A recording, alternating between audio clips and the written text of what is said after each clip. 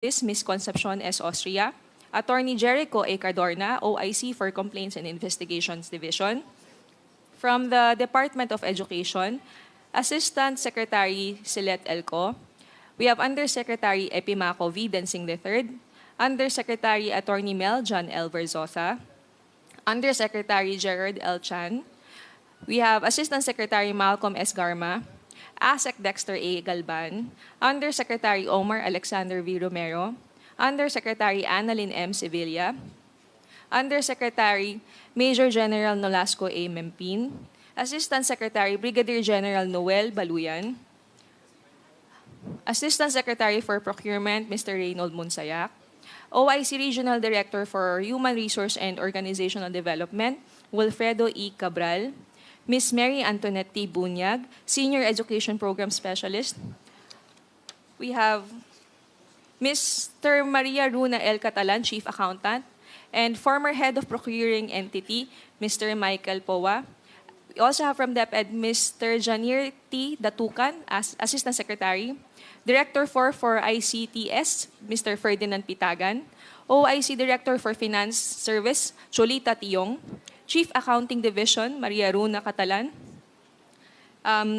That's it, Your Honor, for the resource persons present as of 10:10 this morning. Thank you. Thank you, Comsec. The Chair would like to recognize the presence of the Honorable Jervil Luistroff of 2nd District, Batangas, ma'am. Good morning po. We will now proceed to the next item, the approval of the minutes of the previous meeting. Do I hear a motion? Mr. Chair. Mr. Chair. May I be recognized? Yes, Congressman Acop. May I respectfully move that we dispense with the reading of the minutes of the previous meeting and consider it as approved. So moved, Mr. Chair. Second, Mr. Chairman. Is there any objection? Hearing none, the motion is carried.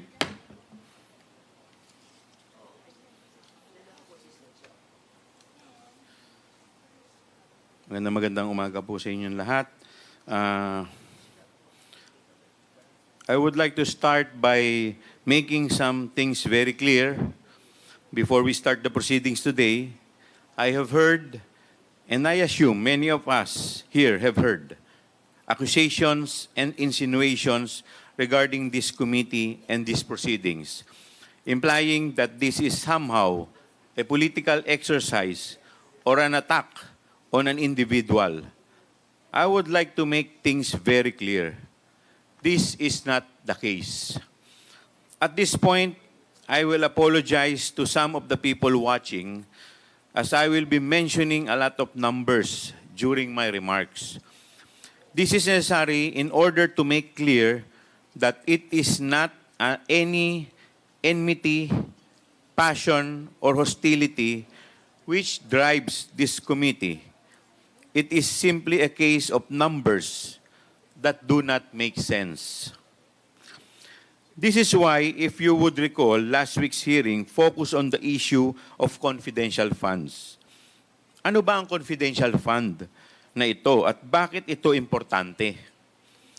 Ano ang kinalaman nito sa accountability?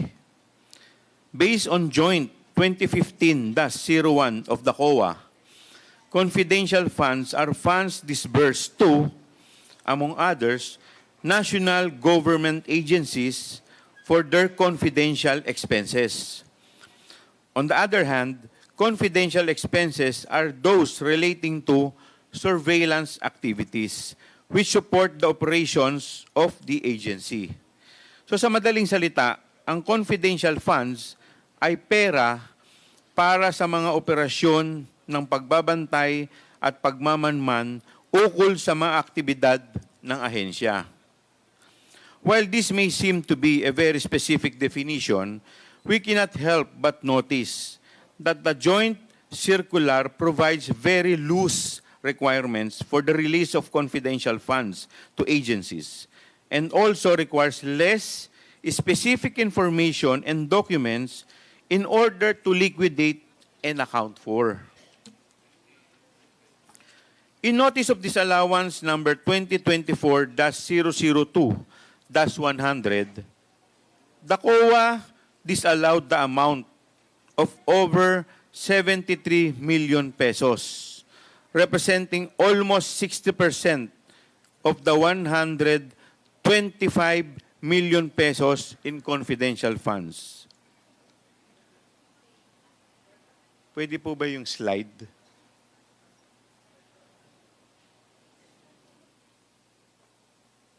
Paki-present.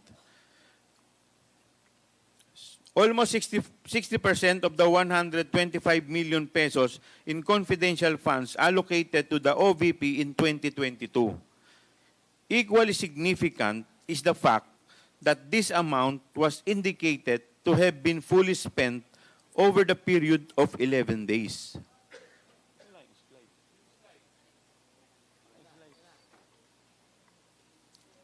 Wala pang kalahating buwan, naubos na daw ang 125 million. Supposedly to fund surveillance of 132 areas. This amounts to 11 million pesos spent per day for these surveillance activities conducted over the holidays. Lumalabas po, mahigit 11 million po sa isang araw ang ginagastos po nila sa surveillance activities. Kasama na po dito ang Pasko. I note that while these numbers are already staggering, this is only a portion of what this committee is investigating and dealing with. In fiscal year 2023, the OVP received half. This includes the 125 million mentioned above, disbursed in 2022. In addition to this amount, spent in 11 days, the OVP was disbursed 125 million per quarter for the first 3 quarters of 2023. The entirety of which has been questioned by the COA, or 51 million has been definitively allowed by COA. Sa 500 million po, halos 10% lamang po ang pinayagan ng COA at sinabing walang problema. At ito po yung nagkakahalaga ng 51 million. When one goes deeper and looks at the liquidation reports for these disbursements, a disturbing pattern and similarity emerges with perfectly round numbers. Ni isang sentimo po ay walang butal, being attributed to expenses such as medicine and food. Paulit-ulit po at parang kinapi-paste ang liquidation ng confidential funds ng OVP. With this in mind, to all but the most biased observers, it should be very easy to see why this committee has chosen to investigate the possibility of gaps in the regulation of confidential funds, as it is possible that we have seen these gaps exploited before our very eyes. What we have seen regarding the usage by the OVP of its confidential funds certainly gives this committee and the country cause to want to find out the facts behind this. Ultimately, to fulfill this august body's mandate of crafting effective laws and legislations to protect our people's hard-earned money. This committee is understandably very alarmed at these reports implying misuse of public funds. In particular, because of the astronomical, almost unimaginable amount of money involved.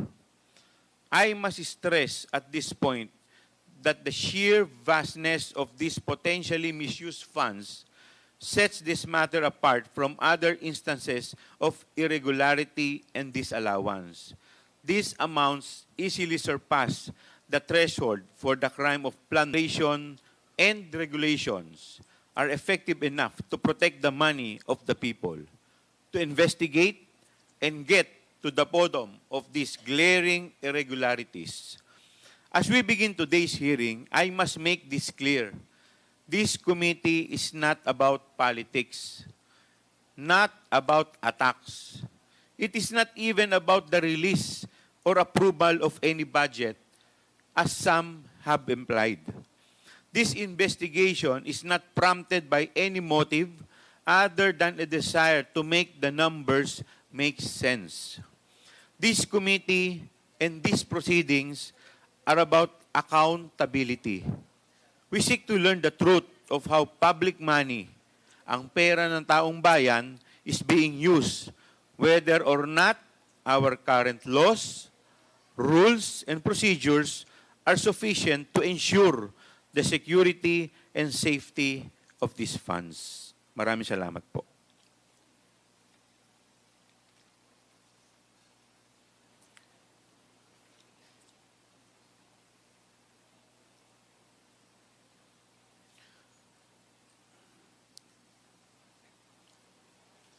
At this juncture, the Chair would like to recognize the presence of the Honorable Congressman from 1st District of Manila, Congressman Ernesto Dionisio Jr.,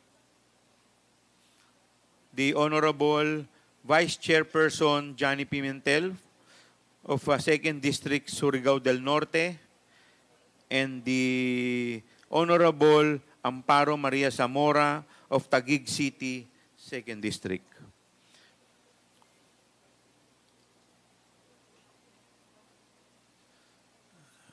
In the previous hearing, we have requested our witnesses, guests, and resource person to provide the committee with certain documents. I am informed that the DepEd complied and sent an electronic copy of the bidding documents of the Department of Education, particularly those relating to its procurement activities for 2022 and August 31, 2024. The Bureau of Treasury likewise sent fidelity bond documents of the OVP and DepEd for calendar year 2022 to 2024, as well as designation of employees of both agencies who are appointed as special disbursing officers. The DBM has yet to comply with the request of the committee to furnish the committee a copy of the letter request of the OVP for the release of contingent fund and some requests for PS and MOOE in 2022 during the implementation of the 2022 budget. Nandito po ba yung representative ng DBM? Yeah, yes, Mr. Chair, we provide the committee of the letter. Okay. We're just having a clearance for the release of the document, Mr. Chair. Okay, thank you. Maraming salamat po. Mag-oath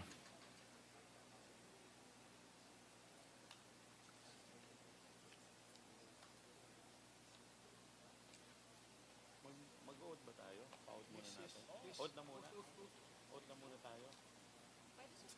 Papa-oath ka na muna. Mr. Chair, Yes, the Honorable Deputy Speaker, Chi Suarez.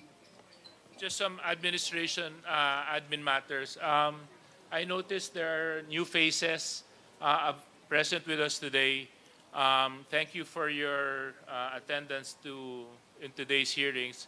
However, insofar as this is a continuation of the hearing last week and there are new faces, can I just ask if our new guests have taken their oath? Comsec. Yes, Your Honors. Our new guests haven't taken their oath, Your Honor. Oh, there are not. Okay. Paki-take lang po ng oath yung mga hindi pa po nakakapag-oath. Pwede po tumayo po kayo. Comsec, paki-take po sila ng oath. To all our new resource persons, witnesses, and guests who are present and invited today, kindly stand up and please raise your right hand. Do you solemnly swear that the statements you will give before this committee shall be the truth, the whole truth, and nothing but the truth, so help you God? Your Honor, the oath has been administered. Thank you, Your Honor.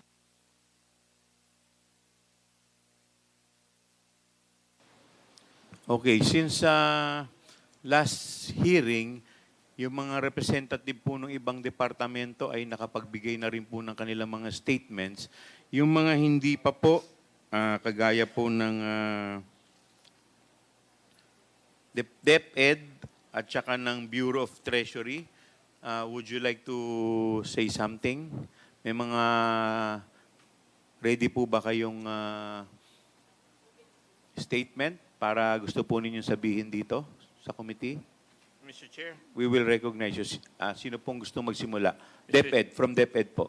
Mr. Chair, Yes, the Honorable Congressman Acop is recognized. thank you. May I know from the COMSEC if we have invited Attorney Zulaika Lopez, Attorney Limuel Ortonio, Madam Julieta Villa del Rey, Kevin Jerome Tenido, Attorney Rosalyn Sanchez, and Madam Gina F. Acosta.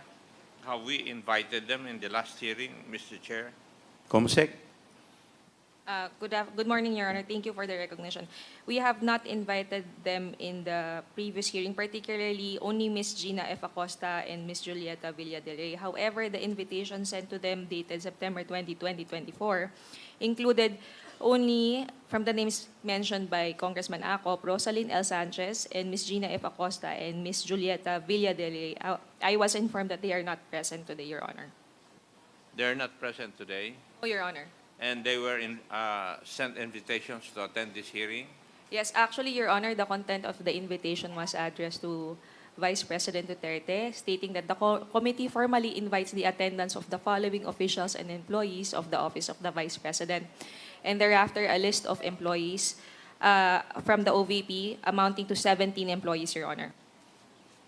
May I move that since they were invited and did not appear in this hearing, may I move, Mr. Chair, that we issue a show cause order pursuant to our protocol to the people who were invited but did not come to attend this hearing. So move, Mr. Chair. Seconded. Your Honor, Comsec. may I please correct my previous statement? Attorney Lemuel Ortonio was also invited in the previous invitation dated for the hearing September 18. He was again invited in the September 20, 2024 invitation. Is there any objection to the motion? Hearing none, the motion is carried. Mr. Chairman, point of information or Yes, Congressman Dan Fernandez. this representation wasn't able to be present in the last hearing, and being a member of this committee, I just wanted to be informed of the situation wherein I was able to watch the some commotion of the members of the committee, and what I've learned is the problem of the rules that will govern this committee. Can I be clarified or be informed of what really rules that will govern our committee hearing? Well, we will be guided by the rules of the House with respect to the inquiry in aid of legislation. Firstly, Mr. Chair. under the... Mr. Chair, Yes, Congressman Acop, you're recognized. since the good Honorable Fernandez was not present in the last hearing, for reasons I do not know, there was a question, Your Honor, that was raised in the hearing held on 18 September 2024, whether we would follow the rules of procedure governing proceedings in this committee.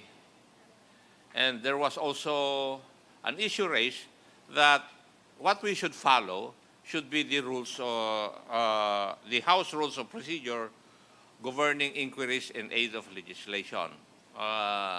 Kung matatandaan po ninyo, kung nanood po kayo, si Honorable Rodante Marcoleta questioned a provision of the committee rules, which allegedly we did not follow.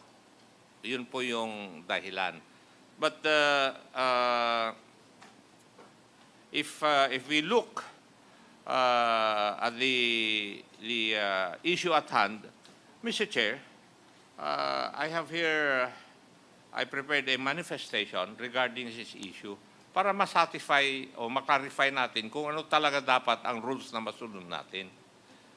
May I be allowed to manifest, Mr. Chair? Please continue, Congressman Yeah. Akop. Considering that the rules of procedure governing inquiries in aid of legislation was adopted subsequent to the rules of procedure governing proceedings before the Committee on Good Governance, this humble representation believes that it is the former that must govern and not the latter. This is the basic rule. Section 21, Article 6 of our Constitution states that inquiries in aid of legislation must be made in accordance with the duly published rules of procedure. I would like to repeat that, Mr. Chair. Duly published rules of procedure of Congress. In other words, the rules of procedure that this committee will follow are those rules of procedure that have been duly published in the official gazette. Following this constitutional mandate, Mr. Chair, this committee is mandated to follow the House Rules of Procedure governing inquiries in aid of legislation, which was approved by the plenary and published on 2 June 2023 in the official gazette. On the other hand, as to the internal rules of this committee, I understand that this has not been published. In this regard, the Supreme Court in Garciliano versus the House of Representatives Committee on Public Information, GR numbers 170338 and 179275 in the year 2008, emphasized that Congress cannot use unpublished rules of procedure in the conduct of its legislative inquiry.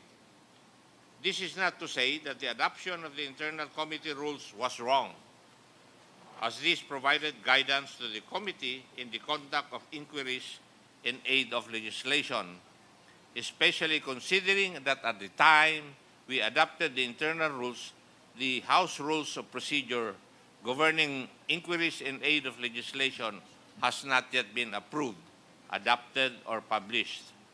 So, Mr. Chair, having said that, I think I have the duty to move and submit a motion for this committee to confirm for clarity that it is the House Rules of Procedure governing inquiries in aid of legislation which governs this proceeding and not the committee rules, Mr. Chair. So move. There's a motion to confirm. Mr. Chairman, before Yes. we move on that matter, no, because this representation believes that the rules that will be governing our conduction of this committee is based on the rules that was approved by the plenary and was published in accordance with the provision of the Constitution under Article what? Article 6. Yes. Article 6. So, for that matter, before we take action on this matter, can I be clarified on something that is very important, considering that I think the good gentleman from Antipolo have said that on August 2022, the rules of the good government and public accountability have adopted a rule that will govern them. And the House of Representatives on May 2023, as the good gentleman have mentioned, have adopted and published the said rules. Having said those element of time that transpired, no, from August 2022 to May 2023, and considering that the good government adopted that rules, what happened to the resolutions and privileged speeches that was delivered and was referred and undergone the procedure of preliminary determination by the committee and the order of preliminary determination that was conducted by the committee? Will it suffice to say that those hearings that were conducted must be stricken out of the committee records? Congressman Akop. Mr. Chair, for the benefit of the gentleman from Laguna, as I've stated in my manifestation, noong wala pa pong na-approve na House Rules on Inquiry, ang ginagamit po natin ay yung internal rules which was approved by the committee. Yun po. But when the House Rules governing legislative inquiry by Congress was approved, then it already superseded yung ating internal rules. That is the stand of this representation, Your Honor. Thank you. And With the, if I may add, okay, Congressman. go ahead. Ay, Yes. sorry. Yes. Thank you po. If I may add the manifestation of Congressman Acop,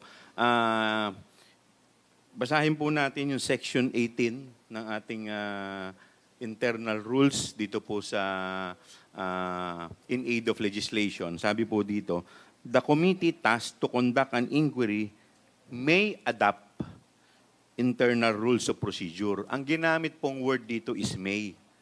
So ibig pong sabihin dito, hindi po tayo obligado. Pwede po natin gamitin yung internal rules of procedure natin. Pero hindi po tayo obligado. So ano po ibig sabihin? Ang talagang obligado po talaga tayo dito ay ang gamitin natin ito pong House Rules na pinasa po sa plenaryo at duly published. Dahil yun po, pag hindi po natin ginamit yun po ay magiging inconsistent po sa ating saligang batas.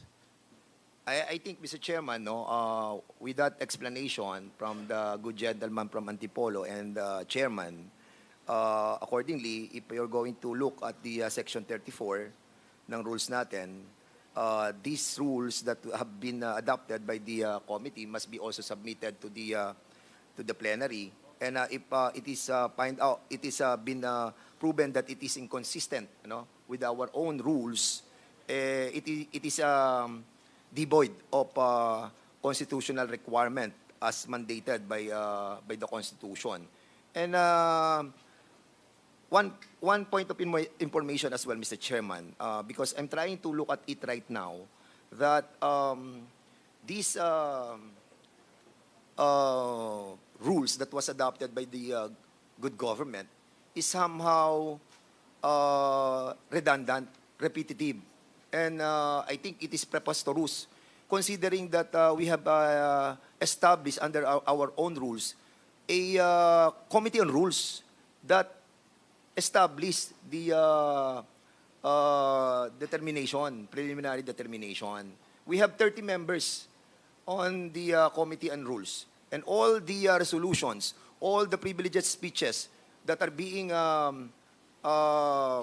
delivered on the plenary are being referred to the Committee on Rules. And one of the function of the Committee of Rules is to determine if there is a present of being referred to that specific committee. And in that case, Mr. Chairman, I believe that this representation believes that making a rule that is inconsistent with the rules that is being adopted by the plenary is somehow well, it's not abusive, it's not arbitrary, but somehow will have this House of Representatives spend so much effort, time, and resources for that matter. Kaya I think, Mr. Chairman, I submit to the position of this body, especially of Chairman Acop and the chairman of this committee. Maraming salamat po sa impormasyon. Thank you po. We will now rule on the pending motion. Mr. Chairman, I Yes, second the Congressman. motion of the Honorable Ako. Okay, is there any objection? Hearing none, the motion is carried. We will now confirm that it is the House Rules of Procedure governing inquiries in aid of legislation that will govern in these proceedings. Okay? Settled na po yan. We will now proceed to the interpellation proper. But before we proceed, this humble representation is in receipt of a letter dated September 23, 2024 from the Office of the Vice President, which was signed by the Honorable Vice President Zara Z. Duterte. This letter was received on September 25. This is duly noted. We will now proceed to the interpellation proper. The first to interpolate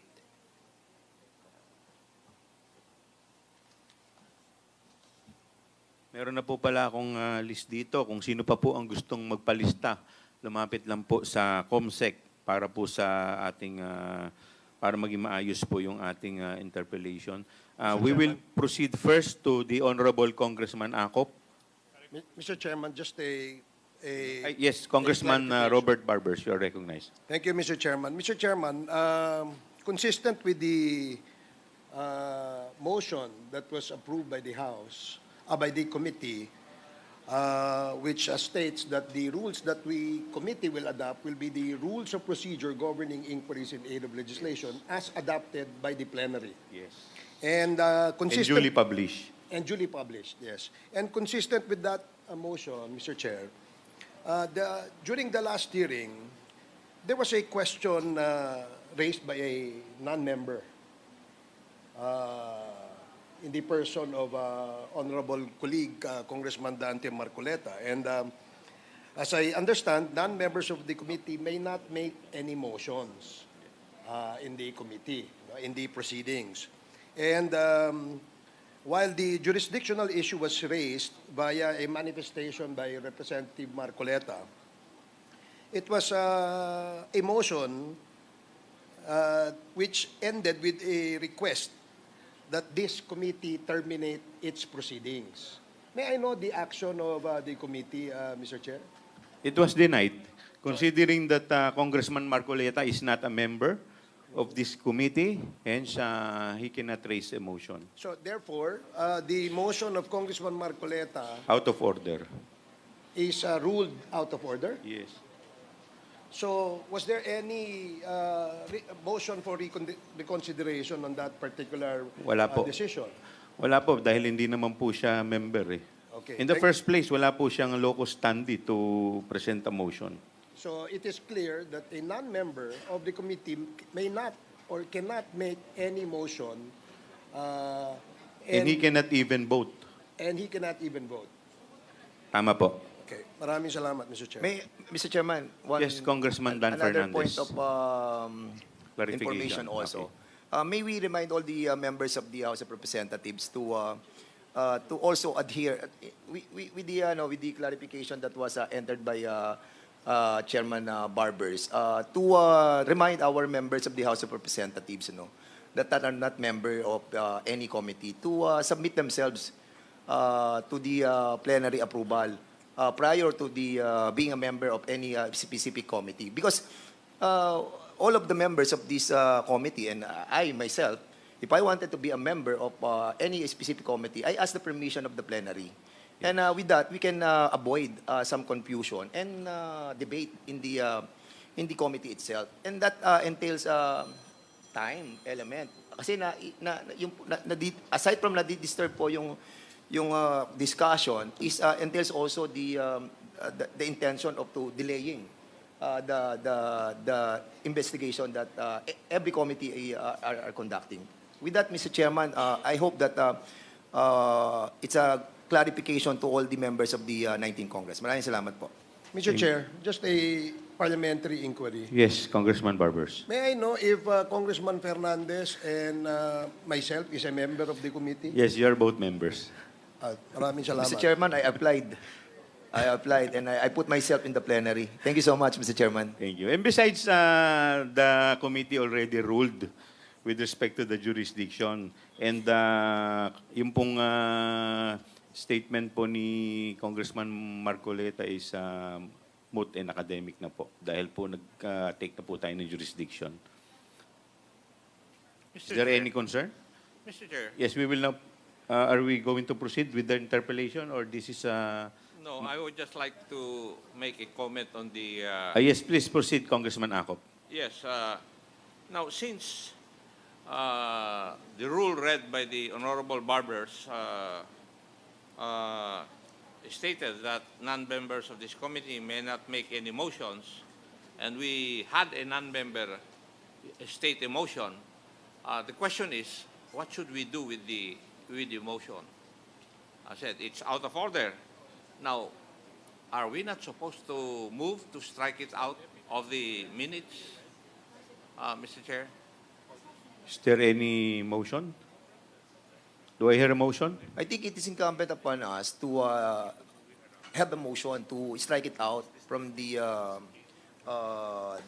records of this committee because this will take a bad precedent, Mr. Chairman. Yes. So I move that we strike out the motion that was delivered and manifested by Congressman Marcoleta.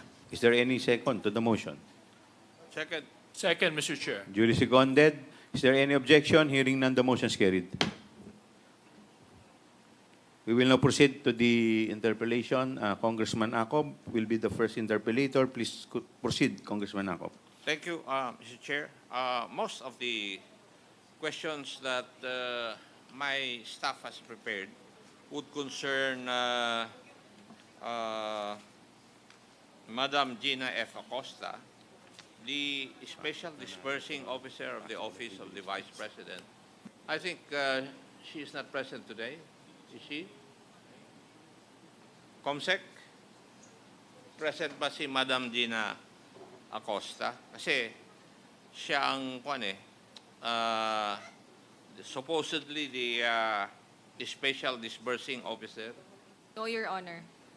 She is not present. So, Mr. Chair, my questions would wait for the time that Madam Gina F. Acosta would be present in the next hearing, but I would just like to ask some questions from COA, if they're present this morning. Thank you.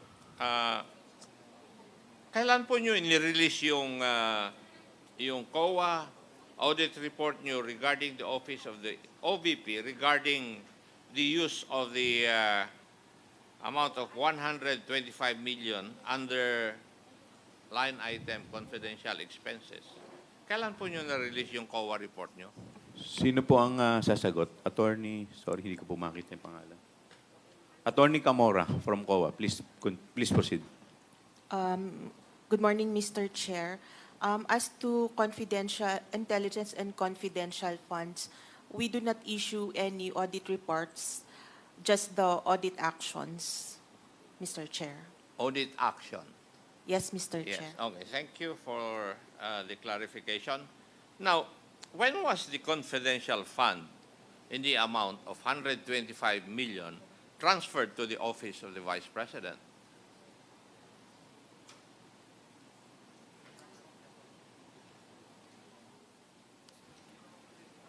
Sino po sasagot? It was in December. Attorney Camora? Mr. Chair, may I be clarified? The cash advance, Mr. Chair? Yes. When was the fund, the 125 million amount, transferred to the office of the Vice President?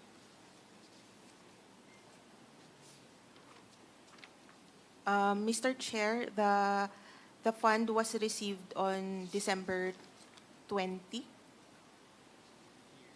2022. 2022, Mr. Okay. Chair. Thank you. Now, on 25 September 2023, according to reports,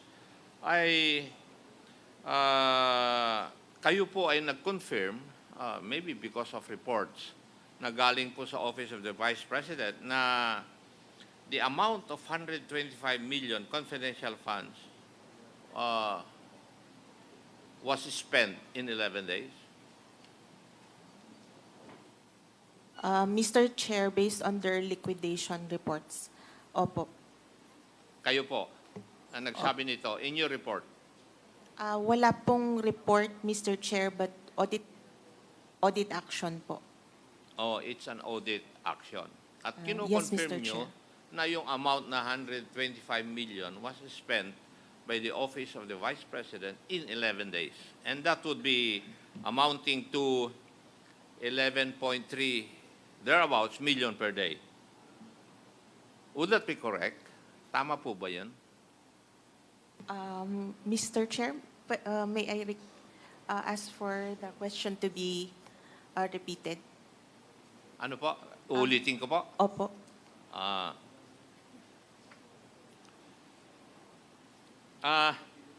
Kayo po nagko-confirm na in-spend in your liquidation in the liquidation report that was submitted to you, kayo po nag-confirm na in 11 days naubos po yung 125 million confidential funds. Tama po. Tama po, Mr. Chair. And that is equivalent to spending 11.3 million a day. If it was spent, or if the amount was spent in 11 days. Tama po rin po. Tama po, Mr. Chair. Based on Yes. their documents po. And yung 11 days na yon ay nung panahon na from 21 to 31 ng December 2022.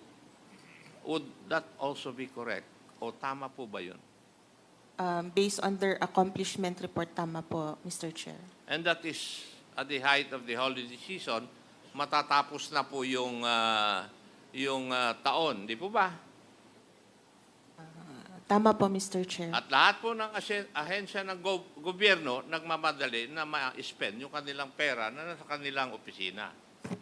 Di po ba? Kasi ang nangyayari po, hindi ba, kung minsan, December 31, pinapaspasan po ng mga opisina ng gobyerno ang pag-liquidate po ng mga pondo na nasa kanila.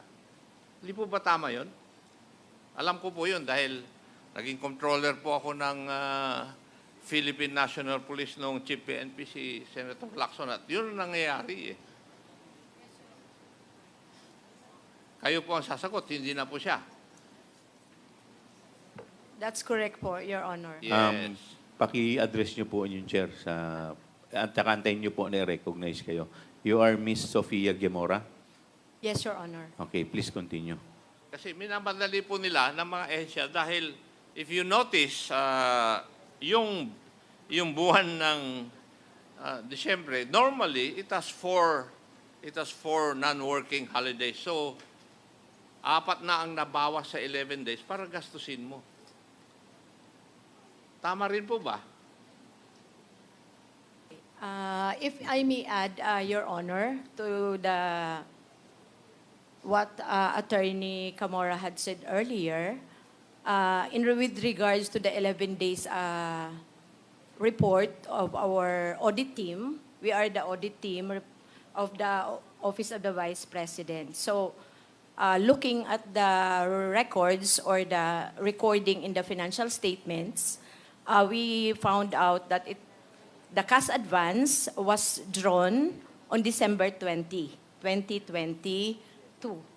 And on December 31, looking at the financial statements, there was an expenditures recorded of the same amount, the 125 million. So that was the reason why we, of course, it's correct to say that that was the 125 million was expended in 11 days. Your Honor. Thank you, Madam. Now, because of this, the COA issued a notice of disallowance dated 8 August 2024, this allowing the amount of 73,287,000 from the 125 million confidential funds disbursed by the Office of the Vice President in 2022. Tama rin po ba? Tama po, Mr. Chair.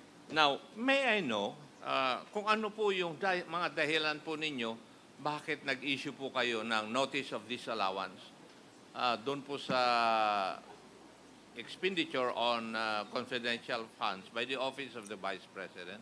Pwede po bang malaman yung rason po ninyo? Attorney Gamora. Mr. Chair, our reasons were indicated po at the ND. I'd like to make a rundown po. Yung may issue po sa payment of rewards nila, may issue sa payment of charging payment for tables, chairs, desktop computers, and printers to the confidential fund, and also a non-submission of the revised accomplishment report, Mr. Chair. Yun po yung official reason why you COA issued a notice of disallowance. Tama rin po. Tama po, Mr. Chair. Now, may I ask, meron po siguro kayong breakdown ng expenditure of the confidential funds. Meron po ba kayo? Mr. Chair, meron po sa accomplishment report. Yes, and yung breakdown po ng expenditure ng 125 million, nasa inyo po sigurado yon. Tama rin po. Tama po, Mr. Chair. Now, may I know kung saan po nagastos ng Office of the Vice President yung 125 million? Was it spent in accordance with the rules, regulations, and protocol on the expenditure or on the use of confidential funds? Nasunod po ba yun? Yes, Mr. Chair. As indicated sa accomplishment report po,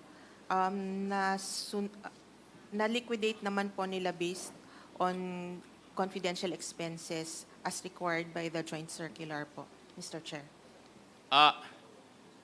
If I may, alam naman po ninyo yung section 4.8 of Joint Circular number 2015-01 Yes, Mr. on the Chair. use of confidential funds. Opo, Mr. Chair. Now, categorically, yung po bang items na kung saan ginamit yung confidential funds ay naaayon po dito sa circular na ito? Opo, Mr. Chair. Kung naaayon sa circular na ito, bakit kayo nag-issue ng notice of disallowance? Mr. Chair, as to yung first finding, meron po kasing specific requirement ang joint circular na document na hindi po nila na-submit or nag-submit sila pero hindi po sufficient siya to answer the requirement of the joint circular, Mr. Chair. Na-mention kanina ni Chairman, the Honorable Joel Chua, na in the accomplishment report of the President, if I remember it right, meron pong ginamit na yung surveillance in 132 places. Tama ba, Mr. Chair? Yung Areas po yun. narinig ko na yun. 132 areas po. Yes. Yung 125 million, parang ginamit po yan in 132 areas. Yes, and accordingly, it was 100% compliance. Hindi po ba sa tingin ng COA, medyo kwan ito? Medyo imposible? Mr. Chair, parang based on other parang okay lang naman po siya. Kami po ay gumagamit din po ng intelligence fund. Nanggaling po ako sa service At alam ko na mahirap gawin ito. I will conduct surveillance in 132 areas in 11 days. Tapos kayo ngayon sa COA, sinasabi ninyo na posible pala ito. Samantalang kami on the ground na gumagawa nito noong ako'y nasa serbisyo, nahihirapan po kami. So, what is your basis na pwedeng sabihin na posible ito, Madam COA?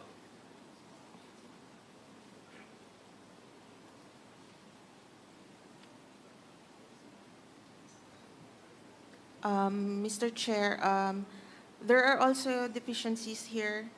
No, tinatanong ko lang po kayo kasi sa mata po ng COA, yung mag-conduct ka ng surveillance activities in 132 areas in 11 days, para sa amin po na gumagawa nito in our use of intelligence funds, no, ako po yung nasa servisyo, nahirapan po kami Tapos sa mata pala ninyo, posible pala ito. Tama po ba yung aking kaisipan? Mr. Chair, ang identified lang po ay number of areas, pero pwede din pong i-consider yung kung ilan po yung kung ilang tao po yung pinag-spendan ng funds, Mr. Chair. But the liquidation report does not say so. Yes, Mr. Chair, but In-assume na lang ninyo yun eh.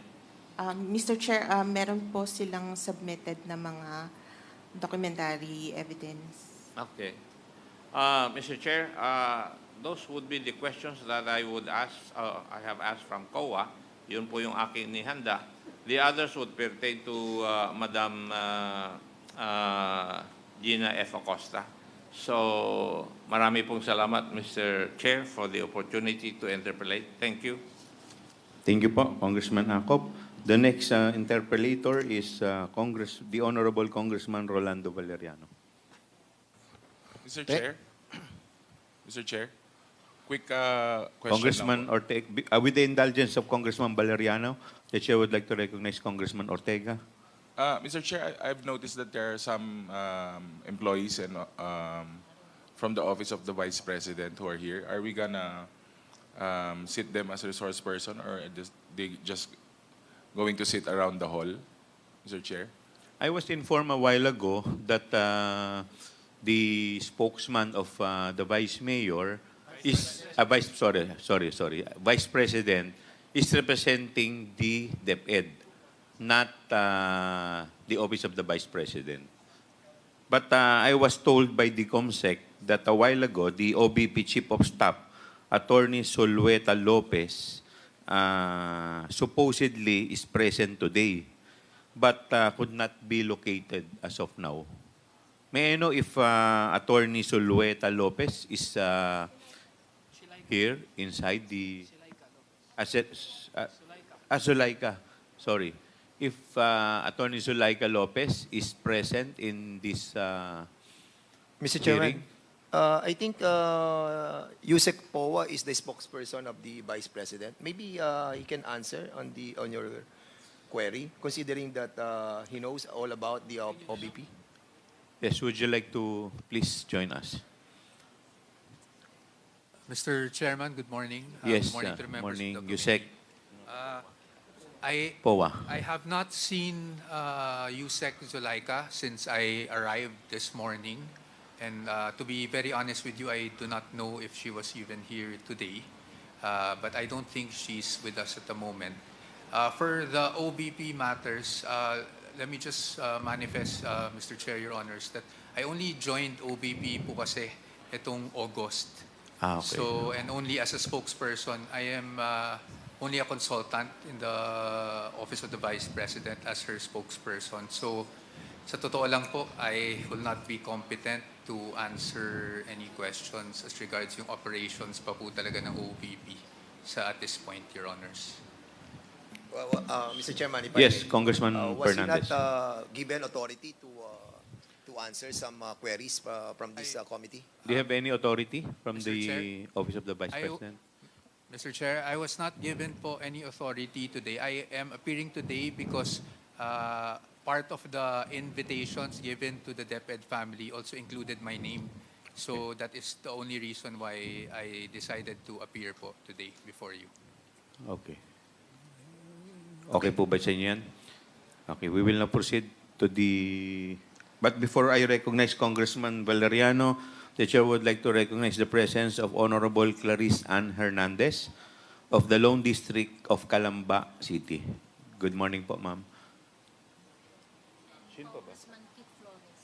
And Congressman Kit Flores. Yes, good morning po. Congressman Valeriano, please proceed. Thank you, Mr. Chairman. Just a bit background lang po. Last August 13, 2024, yung House Committee on Appropriation issue a subpoena duces tecum requiring the COA to submit dito po sa amin sa House Committee ng audit report on the confidential fund ng OVP and the DepEd for the years 2022 and 2023. Pero after nun, a letter dated August 21 or 6 days before the House Committee on APRO was scheduled to hear, the OVP, through its Undersecretary and Chief of Staff, Attorney Lopez, advised COA against complying with the subpoena duces tecum. So, yung katanungan ko po sa COA, Commission on Audit, kay Ms. Martha Rosat. Ma'am, wala po yata si Honorable Cordoba. He's not. Okay, sa inyo na lang po, ma'am. Kung maalala niyo po, meron pong subpoena duces tecum requiring the COA to submit to the House Committee in regards do sa report ng confidential pa ng OVP and the DepEd for the year 2022 and 2023. Tama po? Your Honor, Mr. Chair, Please Your wait to Honor. be recognized. Ms. Martha Roxanne Sese, you are recognized. Yes. Mr. Chair, Your Honor, may I request for a repetition of the question, please? Nakatanggap po kayo ng subpoena duces tecum requiring the COA, kayo po, to submit to the House Committee the audit report on the confidential fund ng OVP and the DepEd para sa taong 2022 and 2023. Tama po? Yung letter po is dated August, I think 13, 2024.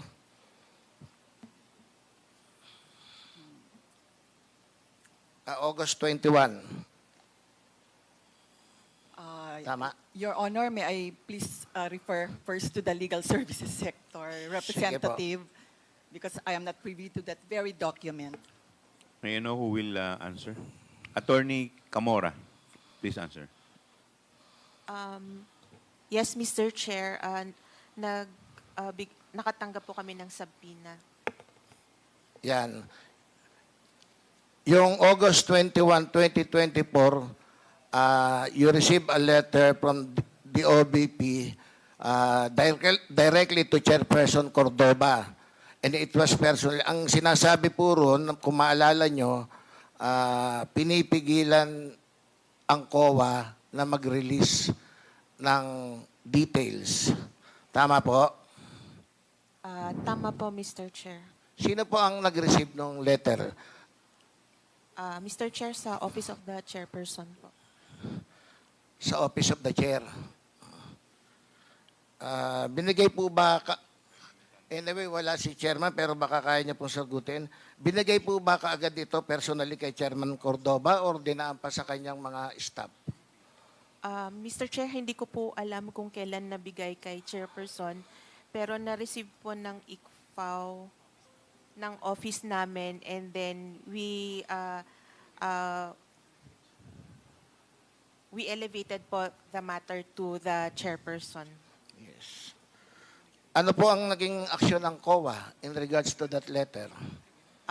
We complied with the subpoena duces tecum, Mr. Chair. So, ang discretion po kung lawful at reasonable ang pag-comply sa mga subpoena or kung lawful excuse not to comply ay tanging tama po, nasa inyo, nasa COA lang? Yes, Mr. Chairman, pong COA rules. Yeah, at bilang constitutional independent body, hindi po maaring diktahan basta-basta ang COA. Tama po? Being an independent body, tama po, Mr. Chair. Lalo na po kung ito'y in relation to the constitutional duties ng COA gaya ng pag-o-audit sa ahensya ng kahit anong government agency. Tama po? Tama naman po, Mr. Chair. Under the presumption of regularity, ang COA ay kailangan mag-comply sa mga subpoena as a matter of course. Tama po ba? Tama po, Mr. Chair. So, did the COA reply? Yes, Mr. Chair. We replied to the subpoena duces tecum. Okay. Nagkaroon po ba ng exchange of correspondence na sagutan yung OVP tsaka yung COA in regards po doon sa request nila?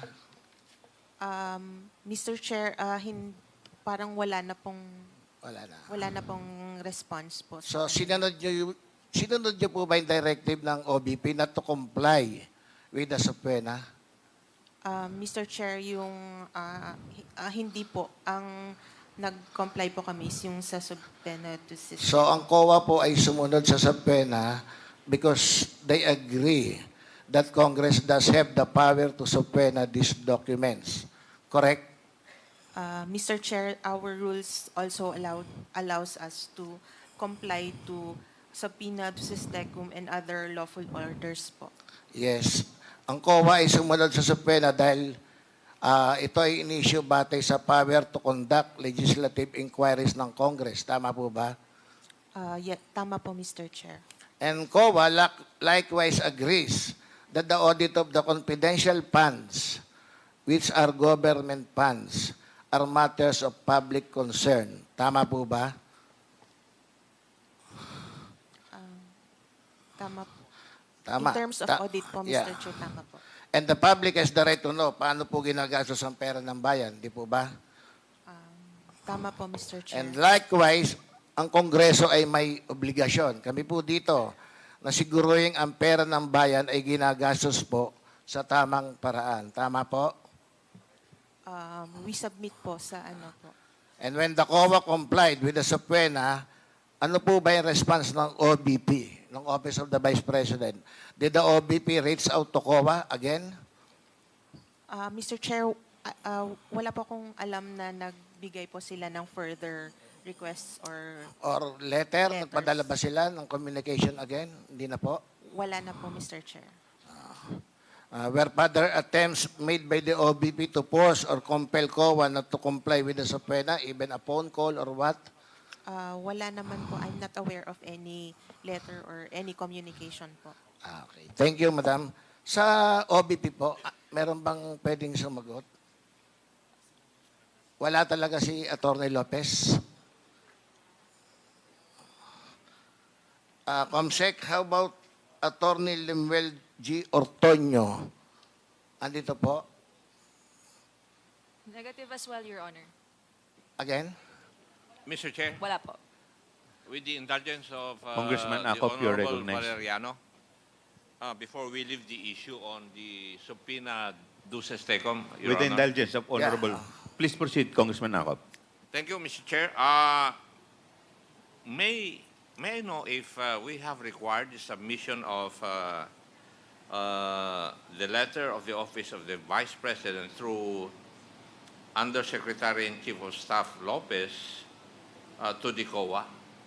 Did we require COA to submit a copy of that letter to the committee? Mr. Chair, wala po yata kaming. Attorney Camora, before you answer, please wait to be recognized. May I recognize the COMSEC? Your Honor, thank you. Wala po, Your Honor. However, in the previous meeting, I was directed to write a letter to the Committee on Appropriations Chairperson to request for the documents submitted to them through the subpoena duces tecum filed or issued by the Committee on Appropriations, Your Honor. No. May I move, Mr. Chair, that COA submits to us a copy of the letter of the Office of the Vice President through Undersecretary Lopez? There's a motion by the Honorable Acop to require COA to submit the letter of the Honorable Vice President Through Undersecretary Undersecretary Lopez. Is there any second to the motion? Duly seconded. Is there any objection? Hearing none, the motion is carried.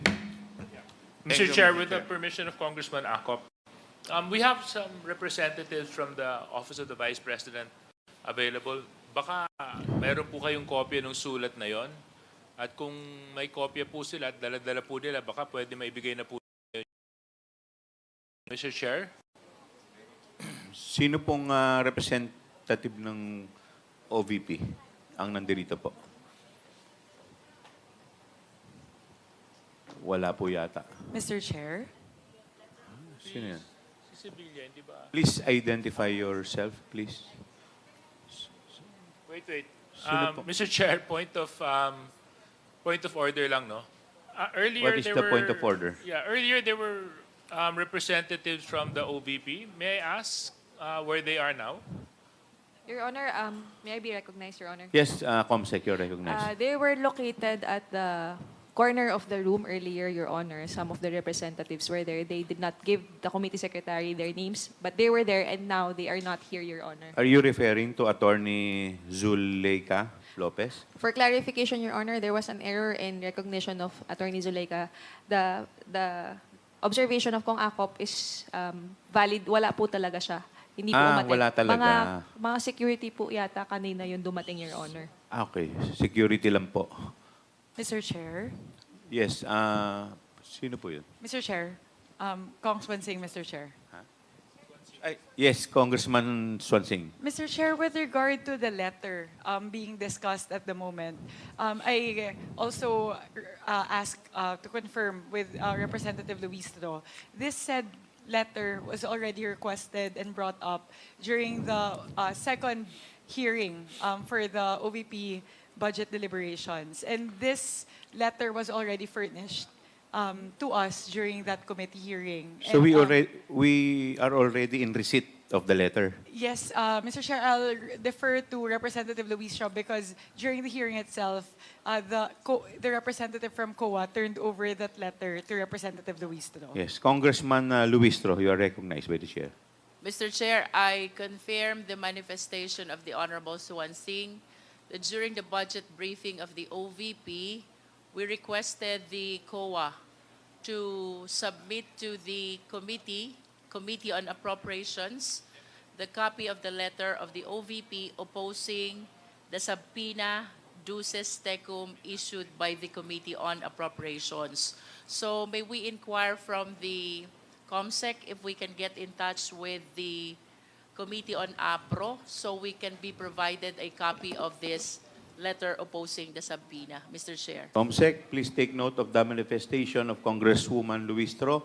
Congressman Dan Fernandez, you are Yes, recognized. just wanted to be clarified on the submission of that letter that was given to Honorable Jinky Luistro. Can I be informed who signed that letter? It is a certain Attorney Solaika, Attorney Chief of Solaika. Staff of the Office of the Vice President. Chief of Staff of OVP. Have we invite Attorney Solaita? Comsec? Huh? Comsec, did we invite Attorney Solaika? Have we invited Did we Yes. send an invitation? Yes. Yes. And Unfortunately, Attorney Zulaika Lopez is not how many times present. did we invite Attorney Solaita? She was invited in the September 18 hearing, Your Honor, and today as well, Your Honor. So 2 times already. But We, in both issued a- occasions, she did not appear. Yes, Have we Your Honor. issued, Mr. Chairman, a show cause order? Yes, Your Honor. There's a motion already. Thank you so much, Mr. Chairman. Mr. Chair, Yes, Congresswoman I Lubistro. just wish to manifest the 3 important arguments that were raised in the said letter. First is we allegedly violated the separation of power. Second, we violated the due process. And third, we violated the confidential nature of the fund, which during the briefing of the budget briefing of the Office of the Vice President, we amply addressed already, Mr. Chair.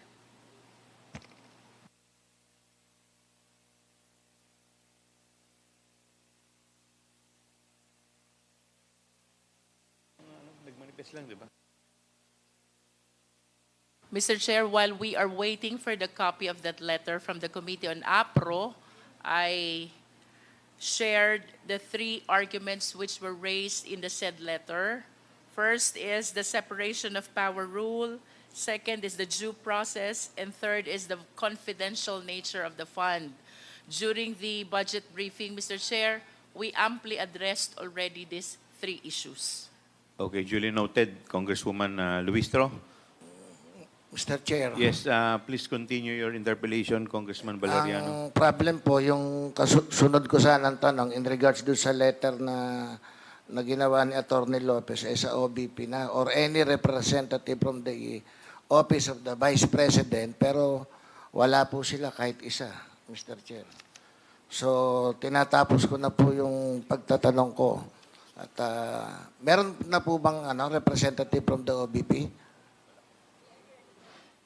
Wala pa rin po, Comsec. May I be Tama. recognized, Your Honor? Yes, Comsec, I you're was recognized. informed by the registration that there was one representative who signed in the registration. Her name is Marie Cristel Aksalan, while the rest did not register, Your Honor. And they are not here anymore. Marie Cristel Aksalan signed the registration, Your Honor. She signed in the registration, Yes. but she is not physically present. She was here a while ago. She was here. Some of them were here a while ago, and now they cannot be located, Your Honor. Okay. So with that, Mr. Chair, tineterminate ko na po yung ibang katanungan ko at antayin ko na lang po sa susunod na hearing pagka dumating na po yung Office of the Vice President. Salamat po, Mr. Chairman. Thank you. Mr. Congre- Chair, Mr. yes, Chair, can I just, Congressman, Deputy Speaker Jay Suarez, you're recognized. Thank you very much. Mr. Chair, with the indulgence of our next interpellator, I just want to go back dito sa COA natin. Attorney Camora, opo, nabanggit niyo po kanina na nakapag-submit po ng documents tungkol po dun sa liquidation ng 125 million in 11 days, no? Attorney Camora. Tama po, Mr. Chair. Can you please submit to the committee the documents that were submitted? Mr. Chair, since it was already subpoenaed by the Committee on Appropriations, we can only comply through subpoena din po. Okay. It was subpoenaed by the Committee on Appropriation. Yes, Mr. So Chair. nasa Committee on Appropriation po yung documents. Tama po ba? Yes, Mr. Chair. Maybe we can ask the COMSEC to request for a copy of the said documents. Yes, Mr. Chair. Actually, that was the next motion that I was gonna push forward, is that we request a copy of the documents that were transmitted to the Committee on Appropriations, just so that we can go through these documents. No? Thank you very much, Mr. Chair. Mr. Chair, Of course, and of course, it should also include the 32 areas, no? Yes. Did you submit the list of the 32 areas covered by the period of December 21 to December 31, 2022?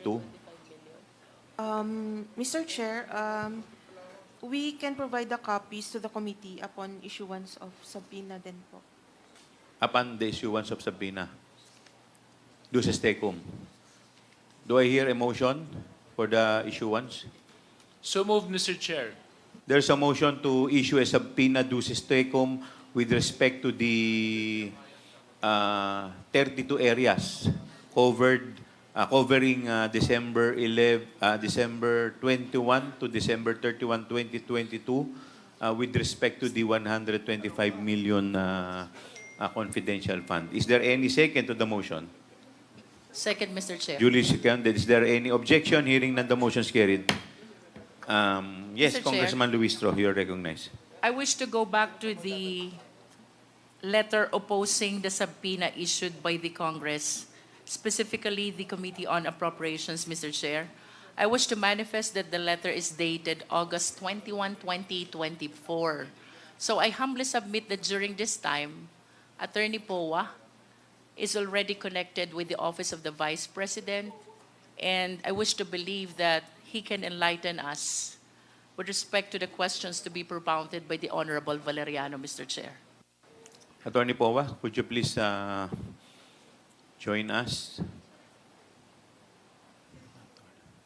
Mr. Chair. Yes, may I be Attorney Powa. recognized? Yes. I confirm the statement made by the Honorable Congresswoman that I was already, in fact, the spokesperson at that time, August 21, I believe. However, Mr. Chair, I really do not have the competence because I am not an employee of the OVP. I was only engaged to be the spokesperson at that point. And so I was not part of the drafting of such letter and was not part of anything with that letter. But if there's anything that I can contribute, then I will be willing to do so, Mr. Chair. Would you like to proceed, Mr. Congressman Chairman, Valeriano? opo, Mr. baka... Chair, with the indulgence of Yes, Representative Congressman Go ahead. Nika Sonsing. Very quickly lang po. May I ask Mr. Chair a clarificatory question on the motion a while ago?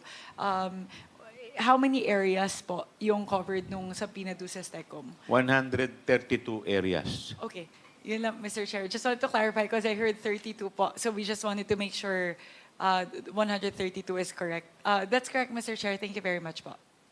Thank you. Just to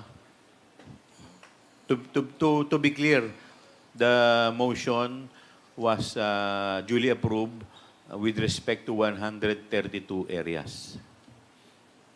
Okay po ba, POA? Mr. Yes, Mr. Chair. Attorney Again, POA. my apologies. But again, I just have to at least state for the record, Your Honors, that the Vice President really did not authorize me to represent her or the OVP in this proceeding po. I really am here because I was part of the invitees doon po sa DepEd invite na pinadala po. So with that, Mr. Chair, hindi rin niya pwedeng sagutin yung mga tanong ko in regards to the OVP, to the Office of the Vice President. Opo. Mr. Chair, Yes, please continue. gustuhin ko man po kasi hindi po talaga ako authorized. So I'm afraid whatever I say might also be questioned later on, Your Honors. Okay. Hindi talaga po ako inauthorized ng Vice Presidente natin eh. Okay, thank you po. We will now proceed to the next interpellator, the Honorable Dan Fernandez. Yes. Wala naman po ako masyadong tanong, Mr. Chairman. Medyo nakaka-worry lang po talaga itong 125 million for 11 days. For the information of everybody, I became the mayor of Santa Rosa, and yung confidential fund ko is like 7 million per quarter. And it's really hard for me to use, to utilize that amount for 3 months. And this amount is so huge that needs to be investigated rightly. Dito po sa Mr. Chairman, you have presented something, and I tried to secure the documents that you have presented a while ago. So I'll be dwelling on this information that you have given this committee. I hope that the COA have the liberty to say something on this disallowed portion of that 125 million, and that was issued by COA, no? Yung 73 million. Doon po ba sa purchase of information, lumalabas po dito that 14 million is the purchase of information, and this was spent for 11 days. So basically, it is 1.2 million per day for the purchase of information. What do you mean by purchase of information? Can you kindly explain to us what is a purchase of information? Mr. Chairman. Sino pong sasagot? Attorney Camora, please answer. Mr. Chair, based po on the joint circular regarding the guidelines on COA, confidential funds, purchase of information pertains to those information necessary for the formulation and implementation of program activities and projects relevant to the national security and peace and order. And with the submission of the Office of the President, or Office of the Vice President, regarding to this 14 million that was submitted by them, you deem it right to disallow the 14 million. Mr. Chair, 14 million purchase Purchase of information. It's not part of the notice of disallowance, Mr. Chair. the 14 million is not part of the 73 million? It was allowed po in audit, Mr. Chair. Ah, the purchase of information was allowed? Yes, Mr. Chair. The only 14 million for the purchase of information, you allowed it? Yes, Mr. Chair. And your basis is what? Their documentary evidence of payment. What are the documentary evidence that was submitted to you, if you have the liberty to say it to us? Mr. Chair, since it's already on the merits of the case, since it's already touching on the merits of the case, and we can only comment on those that we have submitted to the through the subpoena duces tecum. And since the notice of disallowance is not yet final, we cannot yet discuss on the merits of the notice of disallowance. Okay, I respect that. So, medyo na-worry lang ako dito sa purchase of information that amounted to 14 million for 11 days. And you have approved it. Yes, Mr. Chair. Mr. Chair, since it's not yet final, Did you it's have only this ito na lang po. Hindi naman to mag-incriminate sa inyo, no? So, yung bang 14 million, may kasama mga equipments na binili? ibang item po, Mr. Chair, ang equipments. So, yung purchase of information is all about information or data that you have gathered that you have OVP approved sa COA. Yes, Mr. Chair. Congressman Fernandez, if I just make Yes, point yes, of sir. clarification. Deputy Speaker, Jay. Yeah. May I just be informed as to what type of information was purchased?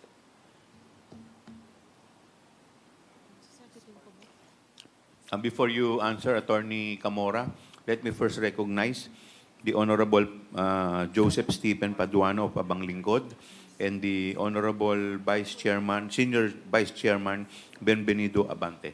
Please continue.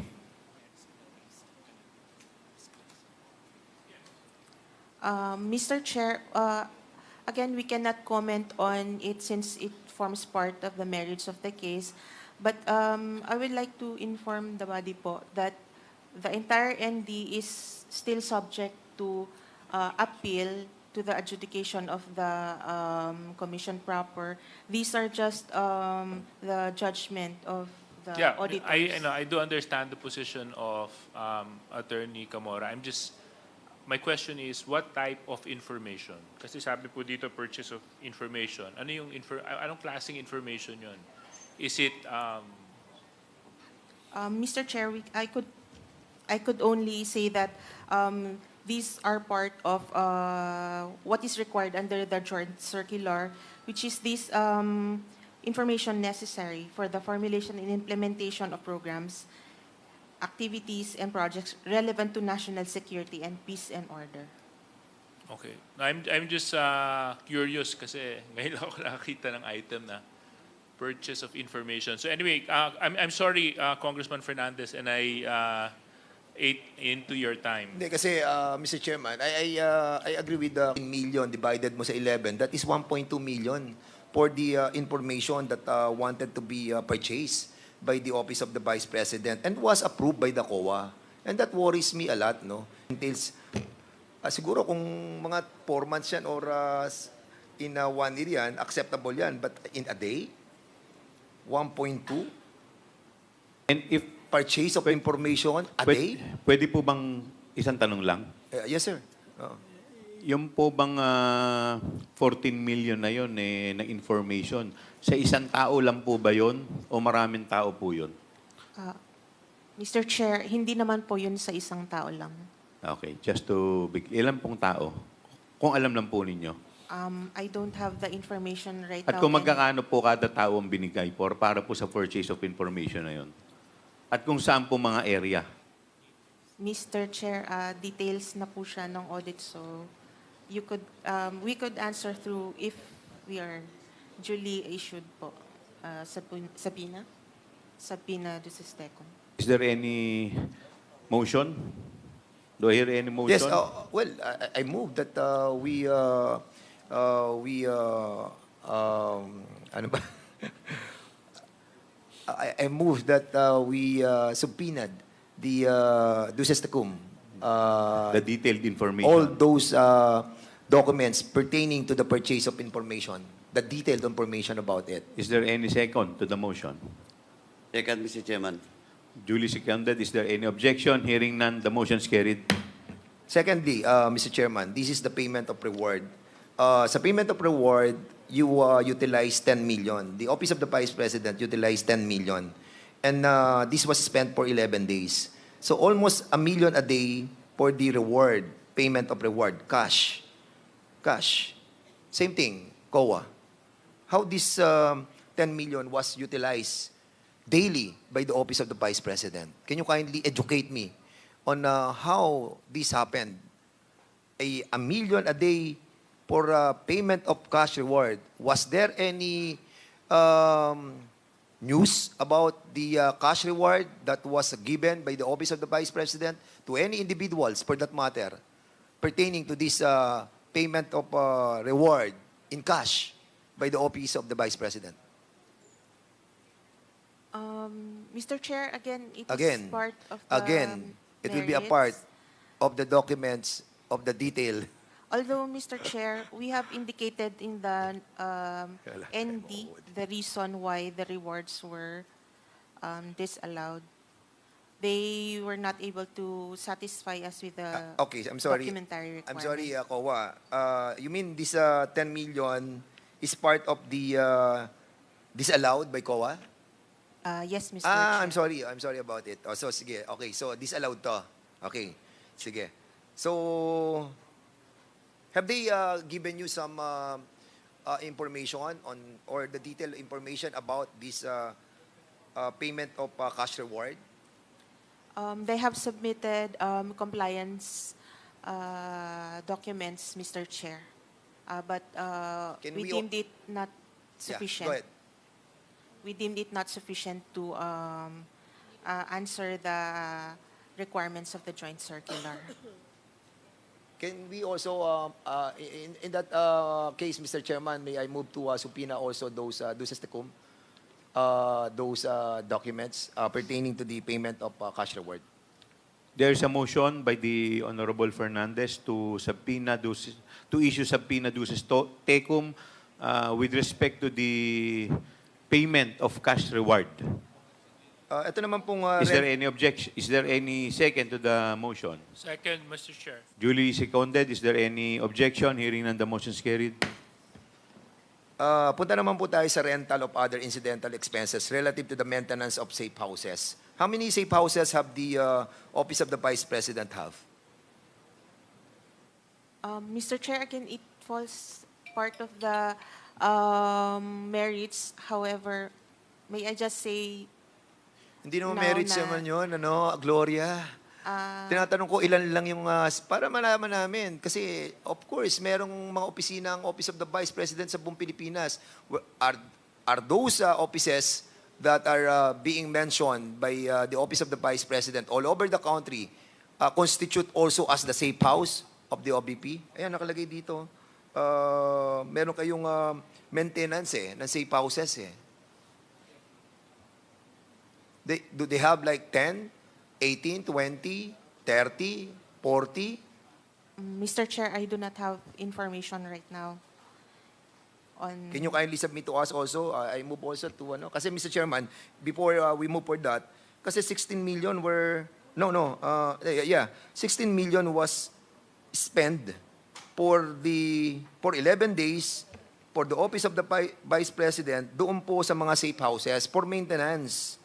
Maintenance of the safe houses, 16 million was spent for 11 days for these safe houses. Kaya nga tinatanong ko po, ilan po yung safe houses na yon at bakit gumastos tayo ng 16 million for that purpose for 11 days? At kung saan? Yes, oo. At kung saan yung mga safe houses na yon. So I move that we subpoena also those documents. There's a motion by the Honorable Dan Fernandez to subpoena the information with respect to the safe houses of the Office of the Vice President. Is there a second to the motion? Duly seconded. Is there any objection? Hearing none, the motion is carried. Yung po purchase of supplies, which cost us 35 million for 11 days. Madam Gloria, for purchase of supplies, ano-ano po ba itong mga supplies na to? Ito na po ba yung mga chairs, tables, desktop? Mr. Chairs, part of it po yung table shares that were disallowed. And some of it, naka-indicate po as rewards, so it was also disallowed. When you say disallow, were you able to get some information who supplied this purchase of different items? Do you have the information about the contractors and the suppliers? Mr. Chair, based on the joint circular, these supplies, materials, and equipment for confidential operations are not done through regular procedures without compromising the information. I know. What I'm trying to tell you is that wala namang bidding siya eh. Hindi naman siya Yes, Mr. nabibidding Chair. talaga ang confidential fund. What I'm trying to point out, Mr. Chairman, is have they submit the supplier or the contractor of those purchase items? Siyempre, may nag-purchase, may nag-supply niyan eh. Kilala nyo ba? Nagbinigay ba yung information about it? We only received documentary evidence of payment, Mr. Hindi Chair. mo sinasagot ang tanong, Gloria eh. Ang tinatanong ko kung merong sinabit na supplier saka contractor. Titingin ka pa sa likod. Huwag ka na tumingin sa likod. Wait. Ano bang position mo sa COA? Attorney 5 po, Mr. Chair. And what is your responsibility in the Commission on Audit? Review of the audit po. Ha? Review of the audit. Review of the audit. Ano ginagawa ng review of the audit? Tinitingnan ko, Chair, yung... So, nakikita mo na. Huwag ka na tumingin sa likod. So, anong nakita mo doon? So, binigay sa iyo yung 35 million na purchase ng goods for 11 days. Siyempre, nakita mo, 35 million, 11 days. Wow! Ang bigat nito, 35 million, 11 days. Sino yung nag-supply nitong mga supply na to? Di ba? Yan ang trabaho mo eh. So, yes. sino yung mga supplier? Mr. Chair, kasi... Sino yung mga supplier na nakita mo? sa merits na po kasi... Oh my Merits goodness. na po Ang kasi. point po ni Congressman Dan Fernandez, hindi ka ba nagtaka? Yun po yung gusto niyang ipunto. Hindi po ba kayo nagtaka na nagkaroon ng purchase na worth 35 million in 11 days? Tama po ba yun? Yes, oo. 35 million. Ako naman, kahit ako, mayor ako eh. Di ba nakita ko, nag-purchase ako ng ganito, 35 million in 11 days. Magugulat ako. Ano-ano ba to? So ikaw, bilang ikaw yung parang COA, nakikita mo yan, nakita mo 35 million in 11 days. Supplies. Sino supplier nito? Di ba? Hindi maapektuhan ang merit nito. Tinatanong ko lang kung sino yung supplier. Now, kung binigay nila yung supply, binayaran nila, at nakita nating above board, so what's the problem? Okay. But unfortunately, magugulat ka, 11 days, 35 million for purchase of supplies. Kaya tinatanong ko lamang, sino yung supplier? Mr. Chair, hindi po ako makapagsabi ngayon ng... Alam mo, Gloria, nagsisinungaling ka. Don't. Please. Sabihin mo lang kung sino yung supplier. Sir, ang sinubmit lang po talaga nila is evidence, documentary evidence of payment. Hindi na po yung... So wala yung supplier? Opo. Are you sure? Opo. Wala doon sa sinabit sa inyo? Yes, Mr. Because Chair. we are... we Yes, moved for those documents a while ago. Yes, Mr. Kasi Chair. pag nakita namin meron doon, tatamaan ka dyan. Sige ka. Mr. Chair, ang sinubmit po nila sa amin is yung documentary evidence of payment, but wala po yung mga Wala yung supplier. suppliers. Okay, po sige. nila. I will accept that momentarily. Okay. Mr. Chairman, punta po tayo dun sa, sa provision of medical and food aid. 40 million for 11 days. Again, wala rin yung supplier dito? Wala din po, Mr. Chair. Kaya part din po siya ng Did you ask the Office of the Vice President to submit all the contractors and suppliers of all these supplies and the medical and food aid? We asked them to explain po Hindi, but did you ask for the supplier? Normally, Chair, hindi po. Why? We just do our audit based on the requirements under the Sige, joint circular. I will accept that. But Mr. Chairman, at least I think it is imperative for us to find out the contractor and suppliers of all those supplies that was purchased by the Office of the Vice President. Not because ano tayo, what do you call this? Medyo hindi natin pinupuntirya. Tama. Thank you for that word. Hindi natin pinupuntirya yung mga supplier and contractor. What we are after, Mr. Chairman, is the amount, the huge amount that is what's spent for 11 days. And this is something extraordinary. Hindi naman po siya ganong kasimple that 40 million will be spent on medical and food aid, 11 days. Tapos yung supplies, 35 million for 11 days. Purchase of information, 14 million for 11 days.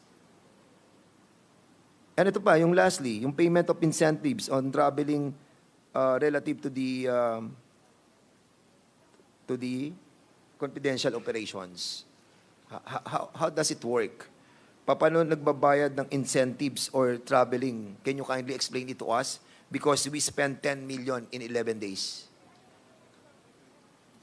Mr. Chair, they gave an explanation on this po that those are actually rental of transport vehicles related to confidential activities po. And accordingly, hindi tayo kumukuha ng mga receipt galing sa mga operators ng mga vehicles. Mr. Chair, ang requirement lang po kasi is documentary evidence of payment. Okay, thank you so much. With that, Are you done? Yes, I'm done, Fernandez, sir. Tapos na po ba kayo? Okay. Am I done? Okay. I think for the meantime, Mr. Chairman, I'll be refraining from asking more questions, considering that I spent almost 5 minutes in the interpellation. So I'll be yielding back my time. Thank you so much, Mr. Chairman. Thank you po. We will now proceed to the next interpellator, the Honorable Deputy Speaker, Jay Suarez. You're recognized, sir. Mr. Chairman. Honorable Paduano, what's the Mr. pleasure? Chairman, with the indulgence of Deputy Speaker JJ, may I ask a clarificatory question lang po with regards to the witness, resource persons present in today's hearing? Yes, please continue with the Mr. indulgence of Chairman, the Honorable J.J. Suarez. while going into this room, na-monitor ko po na yung sa OVP po, wala yung mga persons that was mentioned and invited last hearing. Particularly yung SDO po, yung Gina Acosta at saka yung Julieta Villa del Rey, which is the chief consultant. But as Chairman Acop mentioned, may show cause na daw to ngayon. Yung dalawa. Tama po ba? Yung dalawa mismo. Yung chief accountant at saka yung SDO. Tama. Comsec? Yes, Your Honor. There was a motion kanina. 5 po yung inisyuhan ng show cause orders, Your Honor. It was Attorney Zulaika Ortonio Sanchez, Miss Acosta, and Miss Julieta Villa del Rey. Now, Mr. Chairman, just to ask this question. So we cannot, the OVP, the Office of the Vice President cannot answer queries from this representation of the members of this committee as of now? Who is the highest Wala po kasing official? representative dito eh. Ang Wala? Office of the Vice, wala po. Wala po ba? How about the spokesperson, which is Mr. Michael Pua? As kanina po binanggit po ni Attorney Powa na siya po ay nandirito to represent DepEd. You're here to represent DepEd, not the Office of the Vice President? Mr. Chair. Please, Attorney Powa. Yes, yes, Mr. Chair, that is correct. I am here again because I was part of the list of invitees as far as DepEd is concerned po. How about sa OVP? You're not already part of the Office of the Vice President? Wala po ako sa list ng invitees. No, but hindi, yung official function mo ngayon. I'm just a consultant po of Consultant the Office of the ng Vice President. Of the Office of the Vice President. Consultant for what? A spokesperson po. Spokesperson Opo. ng OBP. Opo. And you cannot answer queries from this committee with regards to the OBP confidential fund. Mr. Chair, I'm afraid I'm really not authorized to, by the Vice President or anyone from the OVP to But represent but them with here. regards to the DepEd, you can answer queries. You can answer queries. Yes, Your Honor. Okay. So walang OBP dito. Kanina po may nagpakita, but unfortunately, nawawala na po yata.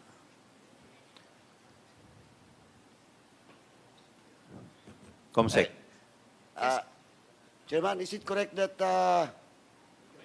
certain Monsayak is present? Is he present? Attorney Monsayak, are you present? Mr. Chairman, can we ask him Ayan to po. approach the microphone? Attorney Monsayak. Do you represent the OVP? Good afternoon, Your Honors, Mr. Chair. I do not represent the OVP. I'm a private person already, Your Honor. You are invited in today's hearing. Uh, Do you receive invitation? Did you receive invitation from this committee? Yes, Your Honor. I was part of the invitation, the list of people invited for the DepEd query. For the DepEd na naman. Yes, Mr. Comsec, Chair. is it correct that Mr. Monsayak is invited for the DepEd query? But of course, Comsec. you're Yes, Your part Honor. during the previous during this topic being discussed with regards to the OBP budget. You're still part of it, di ba? The time. No, Your Honor. I left OVP at October 2023, and I'm not part in any way of the confidential funds issue, Your Honor. Comsec. Anyway, Mr. Chairman. Your Honor. Your Honor, Attorney Reynold Monsayak was invited from the DepEd roster as Assistant Secretary for Procurement, Your Honor. Just to clarify. Okay. Congressman Paduano. Thank you, Mr. Chairman. Thank you. The chair would like to recognize the Deputy Speaker, Jay Suarez. Please proceed to your interpellation. Thank you very much, Mr. Chair. Mr. Chair, I just wanted to follow the line of questioning started by Congressman Dan Fernandez. Again, to the COA. Ma'am, magandang tanghali po sa inyo. Can you show the slide, please? Yeah. Ma'am, sinubmit po sa COA ang accomplishment report ng fiscal year 2022 sa confidential funds. Tama po ba ito? Tama po, Mr. Chair. Ayon sa accomplishment report, fully spent ang 125 million. Tama po ba ito? Tama po, Mr. Chair. Okay. Ito pong 125 million ay naka-breakdown into more specific items. Am I correct? Tama po, Mr. Chair. And to enumerate how the 125 million was spent, item 1, purchase of information. Item 2, payment of reward. Item 3, rental of other incidental expenses relative to the maintenance of safe houses. Item number 4, purchase of supplies. Item number 5, provision of medical and food aid. Item number 6, payment of incentives for traveling relative to confidential operations. Is this correct? Tama po, Mr. Chair. So can you confirm that this is the breakdown reflected in the accomplishment report printed on the screen right now? Yes, Mr. Chair. Yan po yung nasa utilization report. Opo. Napansin ko lang po, ma'am, na kung titignan po natin yung mga amounts, very specific, no? Whole number po siya. 14, 10, 16, 35, 40, and 10. Walang butal, ma'am? Buong buo? Mr. Sakto Chair, lahat? dito po sa accomplishment report nila, ganyan po, buo-buo. Buong buo, oo. Hindi ito estimate or budget, di ba?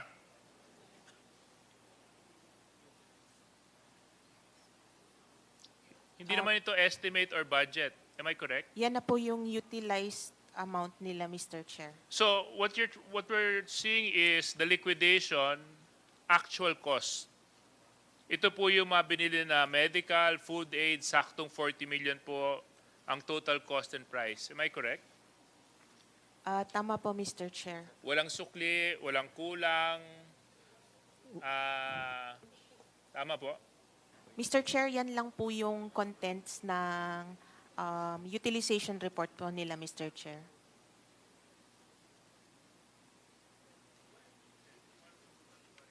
Sususugan ko lang po yung tanong ni Deputy Speaker. When you say utilize, ibig sabihin, nabili na, nagamit na. Tama po ba? Yes, Mr. Chair. Okay. Please continue. Nakakapagtaka lang kasi siyempre pag kunyari mamamalengke ka, tapos nagbigay ka ng 5,000 pesos na pamalengke, usually bumabalik kasi yung mga goods nandoon at may kasamang sukle. Dito lang, sakto lang yung amount, no? Talagang buo lang siya. Matanong ko lang, ma'am, dito po sa mga napaggastusan, may kasama po ba itong mga resibo?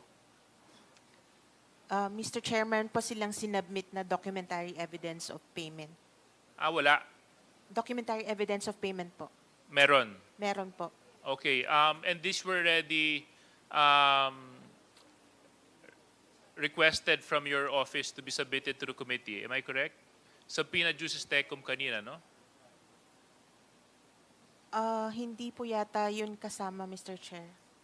So therefore, Mr. Chair, I move that we request the same documents, and I move that that said documents be submitted to the Committee on Good Government. The documents pertaining to the liquidation report with regards to item, ito na po lahat ng items siguro para mapag-aralan natin ang buo. From items A up to F. Mr. Chair. Is there any second to the motion? Duly seconded. Is there any objection? Hearing none, the motion is carried. Thank you very much. So dito po ma'am, sa mga nabili pong mga medical and food aid, 40 million. Alam niyo po ba kung anong klaseng medisina at pagkain ang binili? Wala pong information, Mr. Chair. Wala po kayong information, so hindi po sinamit ito? Hindi po very detailed ang documentary evidence of payment. So there are documentary evidence that were submitted. Am I correct? Yes, Mr. Chair. Are you in possession of these documentary evidence right now? Right now, Mr. Chair, wala po. Can you expound on these documentary evidence that you are saying that were submitted, however lacking? Mr. Chair, that is already parts of the merits of the case, so we can only comply po through subpoena. Okay, I therefore move, Mr. Chair, for a... No, although meron na po tayong subpoena jus tecum para sa mga documents, no? Matanong ko lang, ma'am, kanina niyo pa binabanggit yung case. Ano pong kaso itong kanina niyo pa inuulit na nababanggit? Mr. Chair, ano pa-clarify po? Sabi niyo po kasi this is part of a case, this is part of a case. I think you mentioned it maybe 4 or 5 times. Can I just be informed of what case you are pertaining to? Mr. Chair, yung notice of disallowance po kasi is an audit action of COA na hindi po final. So, they have an opportunity po to appeal on the notice of disallowance. So, we cannot just divulge information about it po. Kumbaga, it's still ongoing. It's not yet final. I understand that, but what is the case? You said there's a case. Ano yung kaso? Mr. Chair, kasi when you say a case, usually it's a case filed in court, a case that's pertaining to a certain activity already in the judicial system. So what case are you pertaining to? Mr. Chair, may I correct myself then that it is not a case, but the audit actions po of Therefore, there's no COA. case, ma'am. It is a case, pero it is civil in nature po. Oh, admin. So and anyway, Mr. Chairman. but in any case, Yes, Congressman Paduano. Mr. Chairman, I do disagree with the position of COA. Well, in fact, you were issued a subpoena notice, TICO, with regards to the notice of disallowance, di ba? And you submitted it to the committee. Tama? Tama? Tama po, Mr. Chair. Oh, sinabit nyo nga yung highlights eh. All we're asking is to justify this. We're not talking about the case. We're just talking about if indeed the ND, not you have all the highlights of such yung ginawa nyo with regards to the budget of OVP is indeed tama. So what's stopping you from submitting all those attachments? Kasi nandito na nga eh. Di ba? And before you answer, just to clarify, COA, let me read the provision under the Rules of Procedure Governing Inquiries in Aid of Legislation. Section 1, Power to Conduct Inquiries, Paragraph 2, provides that the filing or pendency of a case before any court, tribunal, or quasi-judicial or administrative body shall not stop or abate any inquiry conducted to carry out a legislative purpose. So kahit po yung mga sinatawag po nating sub judice, hindi po kami covered nun. So please answer, COA. Mr. Chair, Please may I identify allow- yourself. Attorney. Erwin Lapitan. Attorney Mr. Chair. Lapitan, please continue. Yes, Mr. Chair, i-clarify ko lang po na ang ND po ay audit decision po. It's an audit decision by the auditor po. And the nature of a notice of disallowance is civil in nature po. There is no case yet filed. It's actually a case before the No, quasi... you cannot prosecute. Kasi kayo recommendatory lang, just like yes, this committee. yes, we agree, Mr. Chair, Diba? that we don't have the authority to Also, prosecute. what's stopping you from giving us all those attachments? Mr. Chair, it Just may to affect... Sandali. Yes. Tapusin mo ako, Chairman. What's stopping Yes, you continue. from giving all those attachments being requested by this committee? What will influence you? Mr. Chair, it may affect the adjudication process by the commission proper. And Sandali. yes, Mr. Sandali. Isa-isahin po natin. Ano yung first reason nyo? Isa-isahin muna natin. It will affect the adjudication of the commission proper. Yes, Mr. Chair. In what manner? Of course, Mr. Chair, the commission, the COA has a constitutional power to adjudicate. Therefore, any information that may affect its adjudication procedures or processes, and considering that the notice of disallowance is not yet final, then... But you know, inquiries in aid of legislation, kailangan namin dito mga dokumento. Now, eto, notice of disallowance, di ba? And din nyo, ito yung highlights. Oh, how can you justify to us if you cannot submit the attachments and the documents that gives the result of this notice of disallowance? Simply, it cannot influence Yes, Mr. the commission proper. Yes, Mr. Chair, we will comply upon issuance of the subpoena. Hindi, nag-issue na nga eh. Yes. Di ba, Mr. Chairman, nag-issue na nga? Yes, we already... Hindi, ang hindi ko lang ma-accept yung reasoning nyo na it will affect the possible decision of the commission proper because well, in fact, sabi ko nga kaya nung nakaraan pa, it will take 6 months, di ba? Tama, 6 months, di ba? Before it goes through with commission proper, di ba? Mr. Kasi Chair, the appeal process... Kaya nga may appeal because of the appeal, di ba? Now, ang hindi ko maintindihan, but yung sasabihin, you will give that reason na you cannot submit because it will affect. Well, in fact, I talked to your chairman yesterday, and it is not a valid reason. And please don't push me to invite your chairman dito.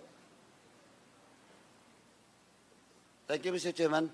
Thank you very much. Before you Mr. Chair. continue, Deputy Speaker, the Chair would like to recognize the presence of the Honorable Edward VP Maceda of 4th District, Manila. Please continue, Deputy Speaker.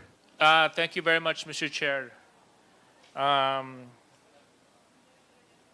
You mentioned, Attorney Lapitan kanina na there's a process of appeal, no?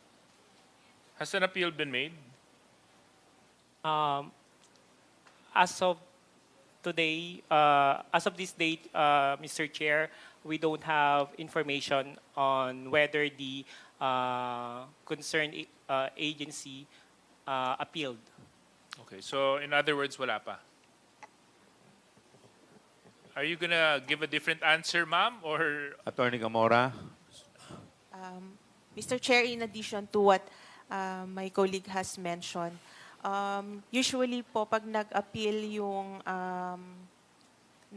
agency, of course it's the CP that makes the decision, so they ask the sectors, the office from where the NP Ma'am, ano for lang? My questions, just yes or no. po. Has an appeal been made? Yun lang naman po yung tanong ko. So, As far as Umapila daw po ba sila? As far May as appeal na ICFO po ba? po, wala pa pong order sa amin na mag-comment on any appeal po. Okay, so in other words, wala pa rin. On the part of ICFO, wala pa po. Kasi wala pa rin kayong, okay. So, going back lang po tayo dun sa tinatalakay ko kanina. Kanina meron po nabanggit na, can you show the slide please? So, ito nabanggit po ito ni Congressman Fernandez kanina. Yung rental ng safe houses, again, saktong 16 million po ang total. Kawa, can you please inform us how many safe houses are we talking about? Wala po akong information on the number of safe houses, Mr. Chair. So, wait, okay. I'm trying to digest this. Walang number of safe houses? Mr. Chair, since our audit is just based on the joint circular, we just determine based on what is required under the joint circular, No, Mr. but Chair. you conducted an audit, correct? So, and yes. in your audit, you should have determined the specifics and details of the items, correct? Mr. Chair, it's not one of the items required under the joint circular. What is required is the documentary evidence of Correct. payment. So, in the documentary evidence that was presented to you, the question is, how many safe houses? It was not identified in the documentary evidence of payment. What was identified were the number of people who received the payment po. So so medyo suspicious po itong 16 million para sa safe houses. Kasi kayo na rin ang nagsabi na walang documentary evidence ang isinubmit patungkol sa mga detalye dito. Yes, Mr. Chair. Okay. Based on your audit experience, aren't these red flags? Mr. Chair, hindi pa ganun ka-extensive ang experience ko, but since these are confidential Okay, anyway, funds, so kunyari mag-focus po tayo sa 35 million na purchase of supplies. Again, do you know the details of these supplies? just what is included in the documentary evidence of payment, Mr. And in the Chair. documentary evidence that was submitted, what were the specifics of these supplies? There's no identification, Mr. Chair, So basta bumili lang ng supplies.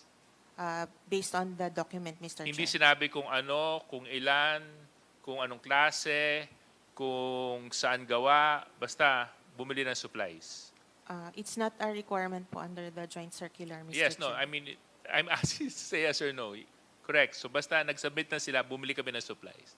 Kasi, we need to thresh this out because if we want to come up with a law, it is important for us to find out where the loopholes in auditing are. Diba?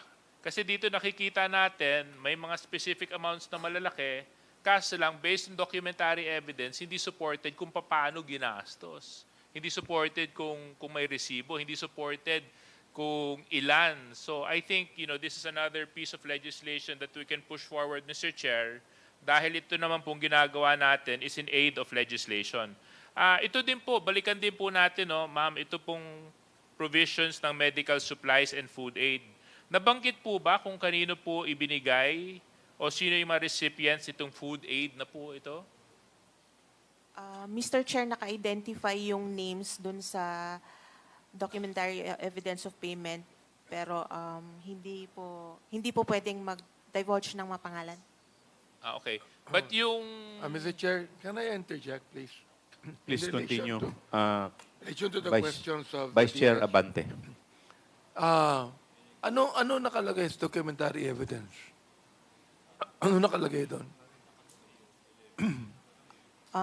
Nakalagay ba doon yung liquidation nila on, for example, yung 35 million na supplies? Is that properly liquidated in the documentary evidence? Mr. Chair, yung liquidation report po nila is maraming documents po. The documentary evidence of payment is just that po, yung evidencing the payment. But the liquidation report, there is the liquidation report. There are these Iba other yun, reports po. Iba yung liquidation report. The Yes, documentary Mr. Chair. evidence. Yes, Mr. Chair. So, Supporting document. ano pagkakaiba nun? Yung liquidation report po is yung parang cover letter po, yung pinaka-liquidation voucher nila. Naka-specify po doon kung sino yung it is certified correct by kung sino man yung SDO, certified nung kanyang immediate supervisor, and then certified by the accounting that the supporting certified. documents are Pero complete. I just would like to know, kanina, Deputy Speaker JJ asked about the 35 million supplies, no? Okay, and then he asked about kanino binigay yan? Ano nangyari dyan? So, doon ba sa liquidation report, nakalagay doon kung kanino binigay ang supplies na yan, kung ano yung mga supplies na yan, doon pa nakalagay sa liquidation report? Sa liquidation report mismo, Mr. Chair, wala po doon kasi ito po yung general na pertaining to the whole amount. Yung documentary evidence of payment po yung details. Okay, how can you properly audit if, for example, like, kulang-kulang ang nakalagay sa liquidation report? I mean, the thing is, it is the duty of the office of the Vice President to liquidate, correct? And That is in the correct. liquidation report, it is the duty of the Vice President to tell the COA kung saan nagamit yon, kung anong klaseng supply yon, kung magkano ang pagkakabili nun, at kung kanino ibinigay yon. And that should be in the audit report, am I right? Mr. Chair, wala pong audit report pagdating sa confidential fund. We just issue the audit actions after we audit the liquidation report. This is very interesting, Mr. Chair. Why don't you have an audit report?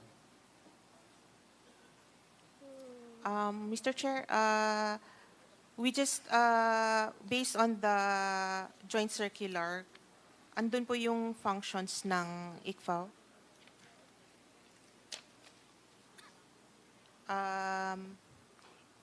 Andito lang po is issue an AOM and SRND address to the HOA, or the head of agency, Mr. Chair.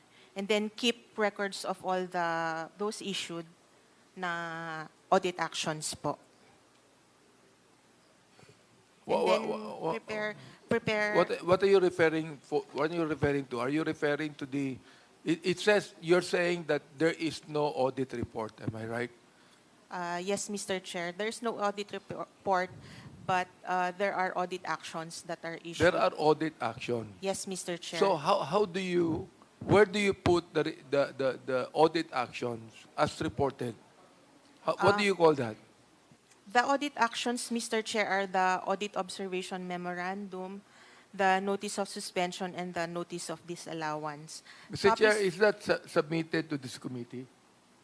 Not yet, no. So I'd like to make a motion that we subpoena the documents, the audit of action, di ba? And the liquidation report to be submitted here in this committee. So I move, Mr. Chair. Is there any second to the motion? Duly seconded, hearing none. Is there any objection? Hearing none, the motion is carried. Ma'am, Thank you. Thank you. sir, may tatanong lang po ako. Pwede po makita uli yung slide kanina? Yung slide. Ma'am, pakibaba po, pakibaba. Pakibaba po. Yung kaninang itemize. Yung kaninang itemize po. Yan, pakilakihan po ng konti. Ma'am, yung dito po sa purchase of supplies worth 35 million, wala po kayong idea kung ano yung item nito? Kung ano lang po yung nasa documentary evidence of payment. Which is, ano po? Which is yung names po nung recipient. And then, pero yung supplies, wala. Wala po, Mr. Okay. Chair. Hindi po ba kayo nagtaka na yung nilagay po nilang 35 million dito ay eksakto? Mr. Chair, Napakalaki po nitong amount, tapos eksakto pong 35 million. Wala man lamang pong butal, like 34,950,000 or 31,450,000. Hindi po ba kayo nagtapos eksakto pong 35 million? Mr. Chair, if you will look at the notice of disallowance po, na-extract na po namin yung part nung supplies which are part of the reward. Kaya sa notice of disallowance, hindi na po siya ganyan na buo-buong amount. So ano pong ibig sabihin nyo? Pakipaliwanag po ninyo. Based on the after po ng AOM po kasi nag-submit sila ng mga compliance, so may mga na-explain na portion, so kaya sa notice of disallowance po, it's not exactly the same as kung ano yung nasa utilization report nila. So Kasi magkaiba po yung nakalagay sa utilization at saka dun sa... sa notice of disallowance po, Mr. Okay. Chair. So kaya nga Kasi, po, kaya po ninyo lockdown. Opo, kaya po Dahil may, merong medyo may problema. Tama po ba? may Okay. in-account na po Yun po namin. tinatanong ko. Tama po ba? Kaya Tama po ninyo lockdown dahil meron pong problema kayong nakita. Yes, Mr. At Chair. isa po sa problema, dahil nga po dun sa amount, parang medyo hindi po nagtutugma Yes, Mr. sa ebidensya po na kanilang sinumite. Tama po ba? Yes, Okay. Mr. Chair. Sa susunod, yung provision of medical and food aid, eksakto rin ito, 40 million. So, hindi rin po ba kayo nagtaka? Bakit eksakto pong pagbili ng medical at saka food aid? Again, Mr. Chair, Again, binis namin sa documentary evidence of payment, so hindi po exactly ganyan. na hindi 40 so million. ibig sabihin, iba yung utilization na nilalagay nila dito, iba rin po yung pinepresenta sa inyong ebidensya. Tama po ba? Sa, Or documentary evidence. Tama po ba? Sa pagkakategorize po nila, Mr. Chair. So magkaiba po. Yes, Mr. At kaya po ninyo lockdown dahil may disparity. Tama po ba? Yes, Mr. Chair. Okay. Mr. So Chair, posible, Mr. Chair, I just would like to ask, are we referring to the 35 million and 40 million. confidential, the complete confidential fund of the Office of the Vice President? Ito po. Are we referring on that? Ibig sabihin, these are the 2 years na since the Ito Vice po President yung was President. Diba? ito po for the period covering December 21 to 31 of the confidential fund. Yan po. Kasi po, nakita po natin very glaring po sa letter D o item number 4, purchase of supplies, eksakto, 35 million. At dun sa provision of medical and food aid, 40 million. Eksakto rin. So medyo nakakapagtaka lang po dahil wala pong kabutal-butal at eksaktong-eksakto po yung supplies. Okay. So, yun lang po. I will now recognize the... Unfortunately, I'm not done with my questions. If I can just complete my line of questioning. Okay, please, para lang, with the indulgence of Congresswoman Luistro, Deputy Speaker With will just continue of course, with his Kong interpellation. Jinky, if I may continue. Thank you. I just want to highlight COA. Are you familiar with COA rules regarding disbursements of confidential funds and intelligence funds? Rule 4.15. Yes, Mr. Chair. Of the Yeah. Joint Circular, Mr. Chair. Yes, yeah. Nakasulat po dun sa 4.15.3 that the details and supporting documents on transactions that are classified are in the custody of the agency and kept in the vault, which may be inspected by the ICFAU if the circumstances so demand. Am I correct? 4.15, Mr. Chair. Point 3, yeah. Yes, Mr. Chair. This pertains to classified information.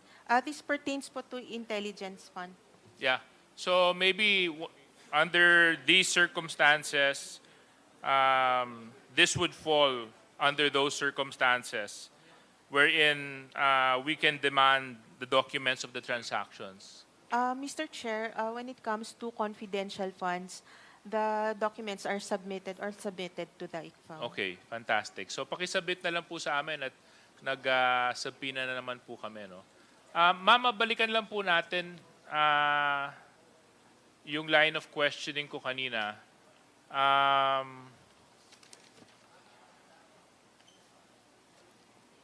Yeah, can we go back to the slide, please, Comsec? Oo. Thank you. No. Doon sa taas yan. Okay. Dito po, based sa inyong audit, 10 areas ito sa Luzon, Visayas at Mindanao. Ma'am, yung isang slide.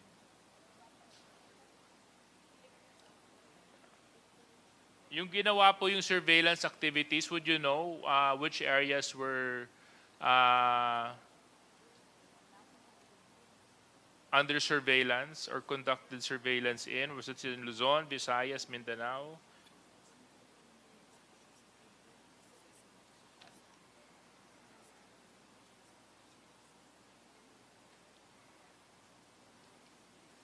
Mr. Chair, ang information lang po namin is yung nasa utilization report.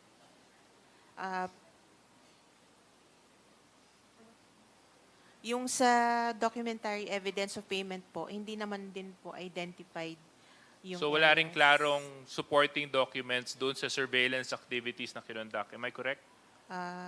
Yes, Mr. Chair. Okay. Kasi nakakapagtaka lang, no, ma'am, di ba? So kung titingnan din po natin yung amount at saka yung timing, kailan po ba ito?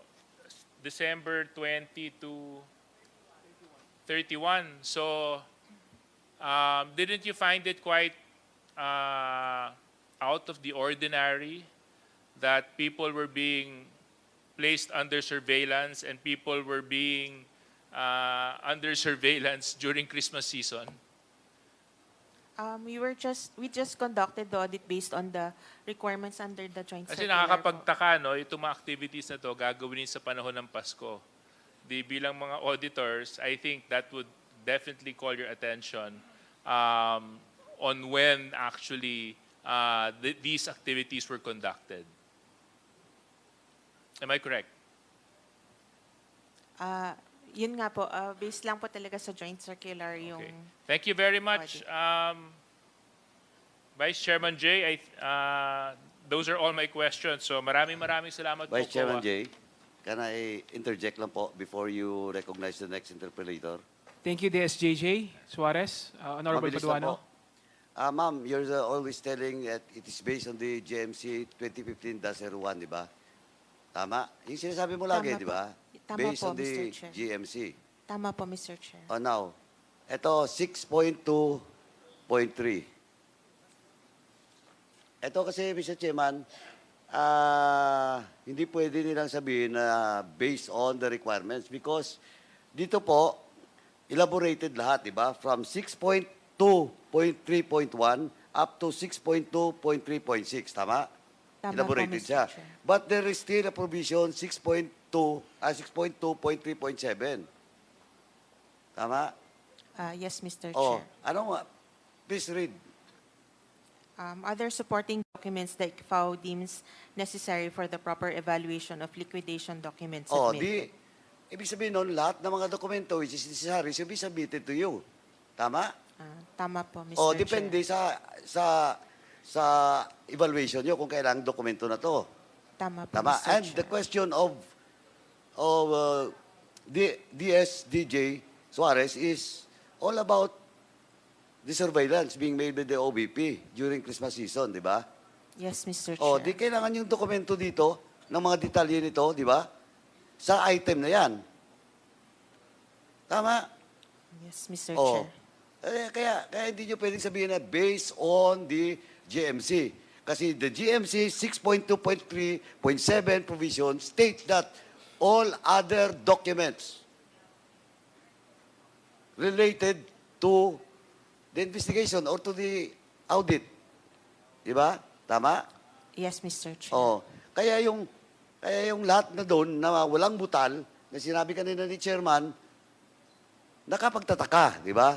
So, dapat, and I know, siguro pinasubmit yun rin sila, yung detalye noon. Yes, Mr. Chair. Oh, yun nga eh.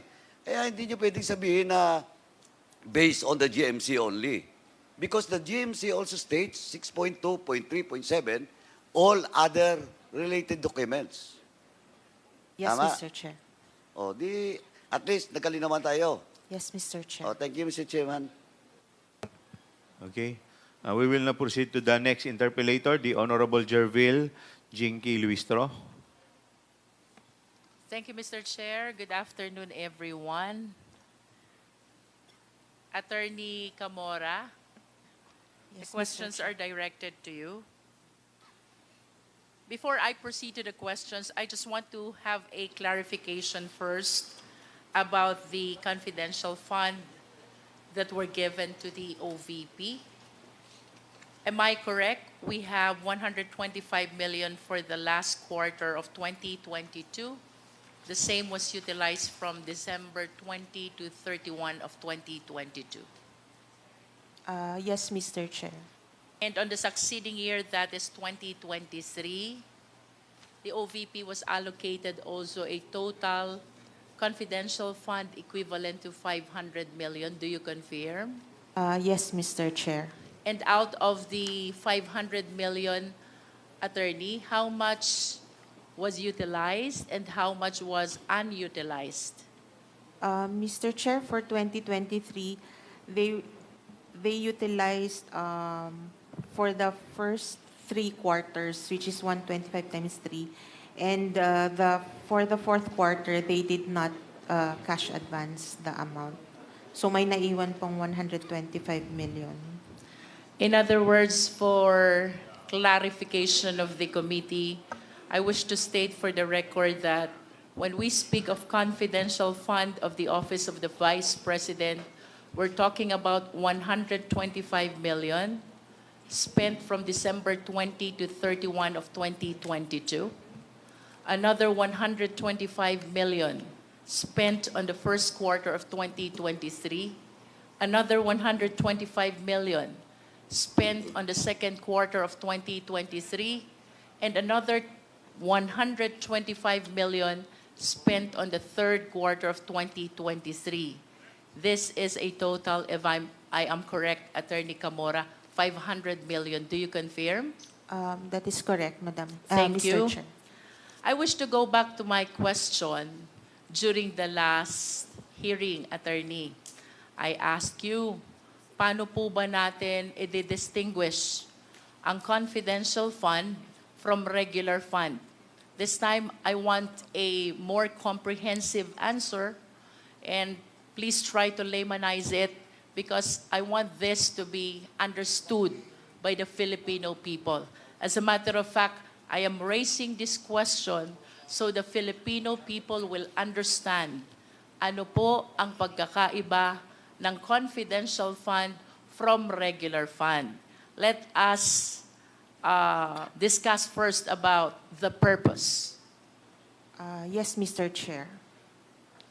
Ang purpose po ng confidential and intelligence funds are for confidential and/or intelligence activities. While yung sa regular funds po, it is for the attainment of programs, activities, and projects other than confidential fund and/or intelligence activities. Ito po yung regular na perang ginagamit ng mga government agencies. And if you will agree with me, Attorney, if I would say that when we speak of confidential fund, it has something to do with the national security, peace and order surveillance activities. Am I correct? That is correct po, Madam Chair. And when we speak of regular funds, any other funds except something which has to do about security, peace and order. Yes po, Mr. Chair. Thank you. Now let's go to the procurement. Ano po ang pagkakaiba ng confidential fund from regular fund in terms of procurement? Mr. Chair, in terms of procurement, the regular funds must follow the laws on procurement, which is now the RA 9184 as amended po. As to confidential and intelligence funds, to avoid compromising the confidential matters, it usually does not undergo procurement. And do you agree that we have this joint circular which regulate the utilization of confidential fund? Yes, Mr. Chair. Can you share with us what is that joint circular? It is the joint circular issued by the Commission on Audit, the Department of Budget and Management, the Department of the Interior and Local Government, the Governance Commission for GOCCs, and the Department of National Defense. Kanina, Attorney, you mentioned about Republic Act number 9184. This is the procurement law as amended, tama? Yes, Mr. Chair. And you would agree with me if I would say, under the procurement law, before you proceed to procurement, there has to be a posting. Yes, Mr. Chair. There has to be an invitation to bid. Yes, Mr. Chair. There has to be a pre-qualifying process for the bidders. Yes, Mr. Chair. There has to be a bidding. Yes, Mr. There Chair. has to be a post-qualifying. Yes, Mr. Chair. And all of this will happen before we issue the notice to proceed. Yes, Mr. And if Chair. I may add, we also require the parties to execute a contract. Am I correct? Yes, Mr. Chair. And all these formalities are not present when we speak about confidential fund, correct? Yes, Mr. Chair. That is for the reason that we wish to protect matters concerning national security, peace and order, and surveillance. Tama po ba? Yes, Mr. Chair. Okay. Now we proceed to number 3, about liquidation. Ano pong pagkakaiba ng confidential fund from regular fund? Liquidation po for confidential intelligence funds is provided under the joint circular 2015-01.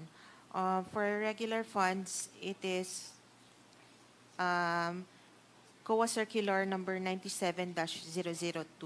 Can we laymanize it, Attorney Camora? Kapag po ba tayo'y magli-liquidate ng confidential fund, anong dokumento ang nire-require natin from the agency? The requirements are all indicated po sa, na-mention po kanina, 4.8 of the joint circular. In substance, would you agree with me that what we are requiring if it is a confidential fund, one is financial plan, is that correct? Yes, Mr. Chair. 2 is the accomplishment report, is that correct? Yes, Mr. Chair. And 3 is the certification of the head of the agency. Is that yes, correct? Yes, Mr. Chair. Whereas when we speak about the liquidation of regular fund, what requirements do we ask from the agency?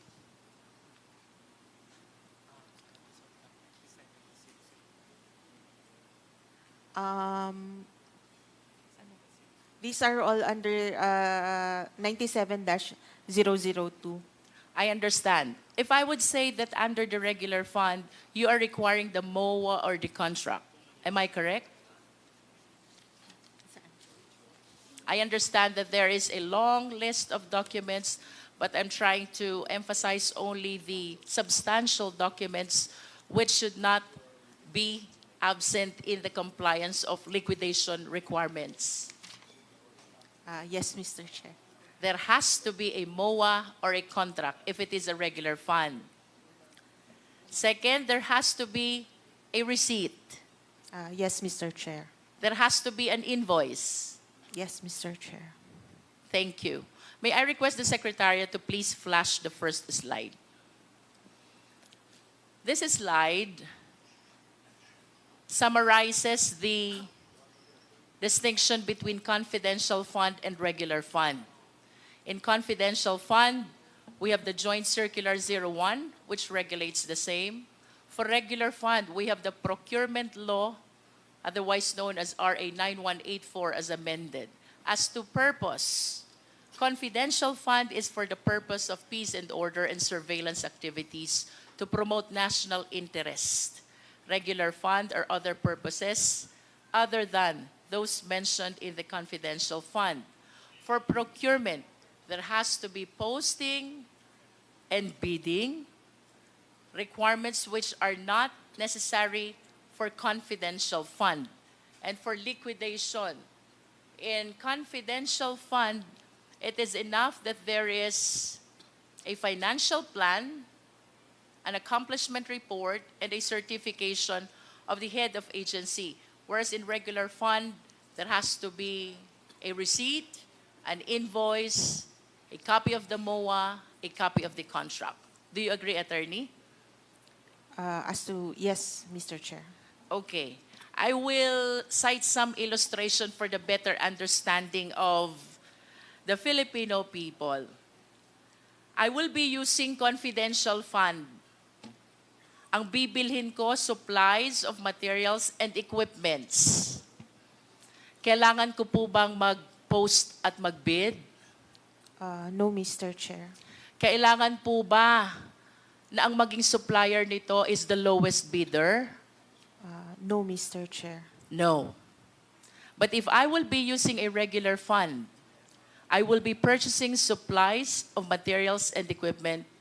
Of course, I need to go through the process of posting and bidding, and then I need to choose the lowest bidder. Tama po ba? Yes, Mr. Chair. And then, Attorney, I will be renting a safe house for surveillance activities. So this is a confidential fund. Yes, Mr. Chair. Kailangan ko po bang mag-posting at mag-bidding? No, Mr. Chair. No. Diretso na sa rental ng safe house for surveillance. Correct? Yes, Mr. Chair. Do I still have to evaluate, invite, to be able to choose the lowest cost of rental for the surveillance?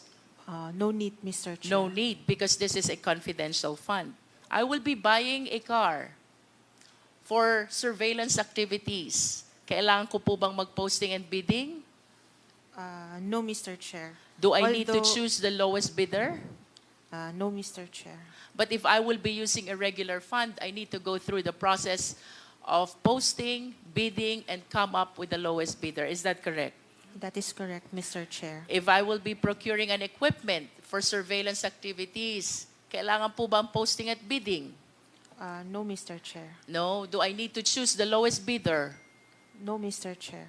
But if I will be utilizing a regular fund, these requirements are all necessary. Tama po ba? Tama po, Mr. Chair. Thank you. Now we proceed to confidential fund. I remember during the last hearing, tinanong po ito ni Honorable Marcoleta. He was saying that the other agencies and even the other LGUs have confidential fund as well. Tama po, Attorney? Tama po, Mr. You remember Chair. that?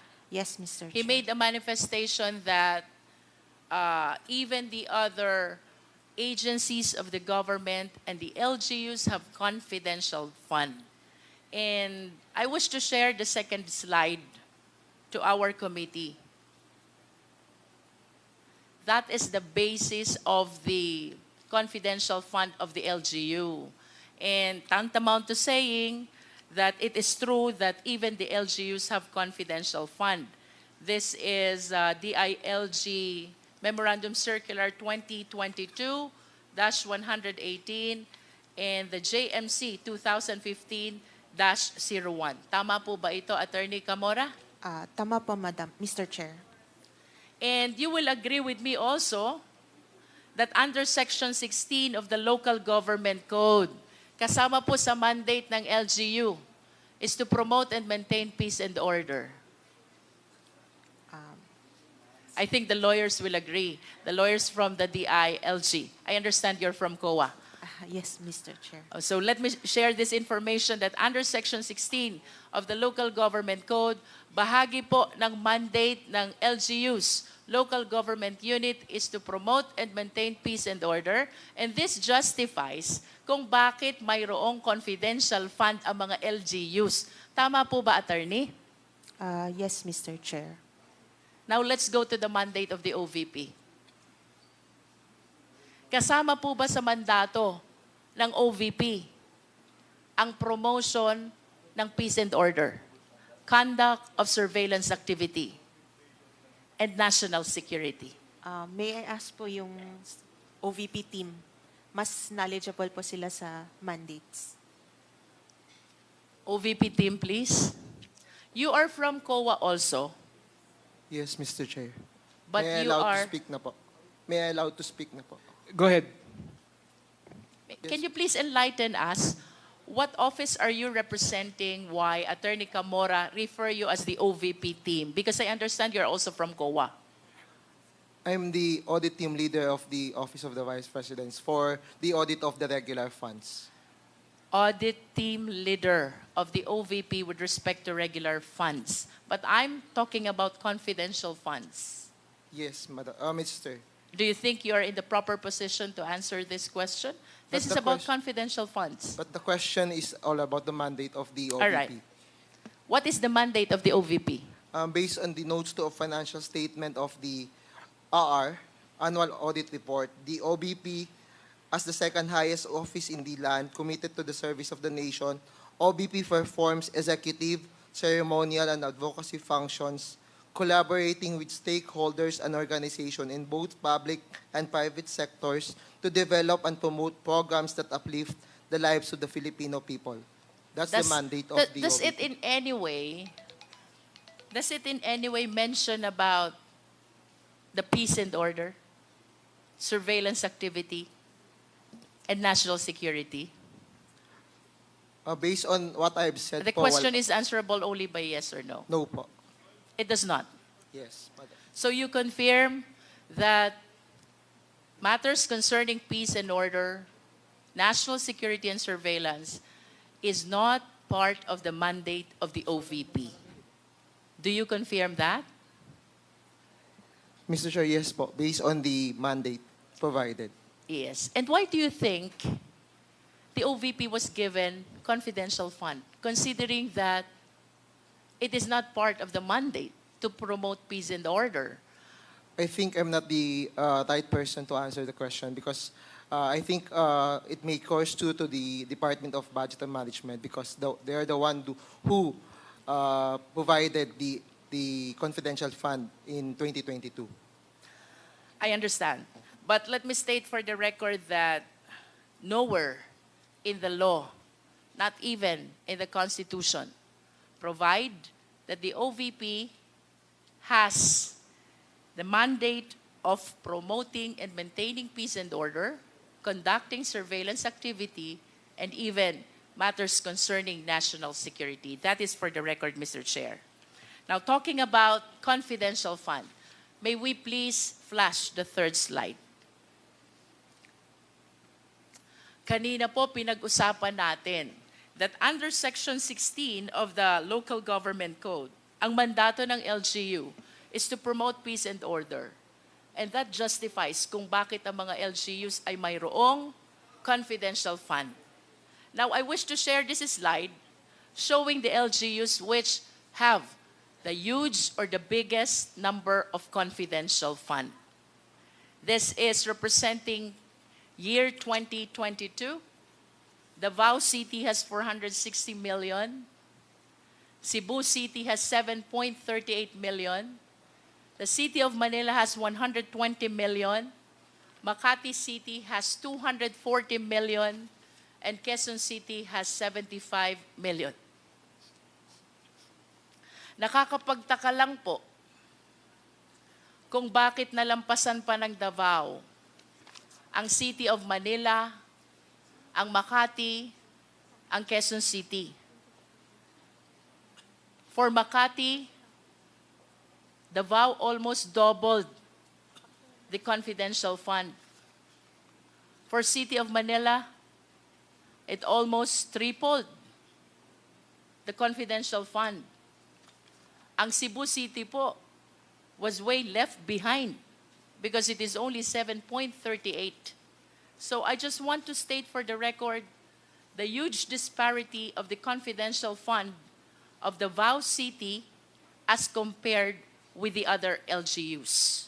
We have on the screen Cebu City, 7.38, City of Manila, 120 million, Makati City, 240 million, Quezon City, 75 million, while Davao, it skyrocketed to 460 million. May we request the Secretariat to please flash the fourth slide.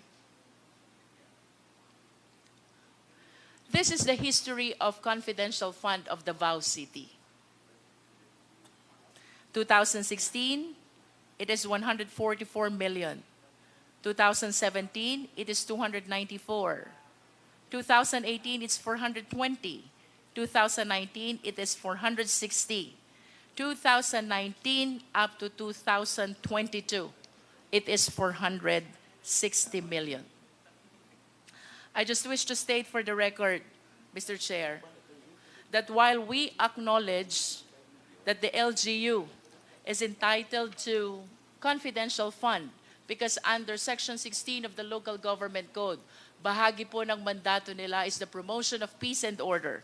I just wish to state for the record that during this time, 2018 to 2022, the mayor of Davao City, I believe, is no less than the vice president. And I wish to state for the record as well that the confidential fund that we're discussing about the OVP last quarter of 2022 and the first 3 quarters of 2023, the one in disposal is no less than our vice president as well. I wish to express I wish to lament that it seems to us that the confidential fund is being used comfortably. We have to emphasize that it is addressing a very important reason, and that is the promotion of peace and order, conduct of surveillance activities, including matters concerning national security. And if this is the case, Mr. Chair, I believe that the COA has to be very strict concerning the very loose, the very light, and the very few requirements which are being imposed in procurement and even liquidation of confidential funds. What I wish to point out, Mr. Chair, maluwag tayo sa confidential fund because we give value to matters concerning peace and order and national security. However, Mr. Chair, I observed na ito pong kaluagan na ito ay nagiging dahilan kung bakit ang COA ngayon are issuing the notice of disallowance and even this Congress is prompted to conduct an inquiry in aid of legislation. I wish to manifest my observation that the irregularities which have been observed in the utilization of confidential fund in the office of the Vice President should be checked as well with respect to the utilization of confidential fund of the VAU City during those time that the mayor is no less than our vice president. I submit, Mr. Chair.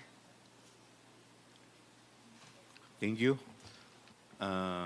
We will now proceed to our next topic, the DepEd Regular Fund.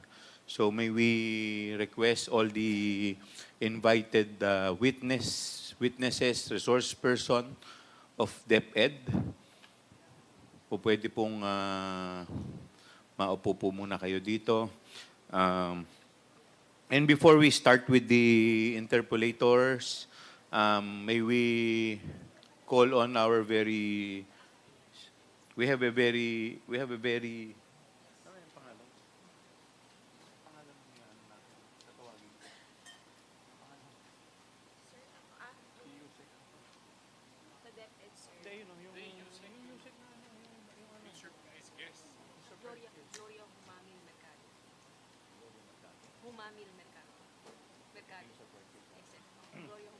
Okay.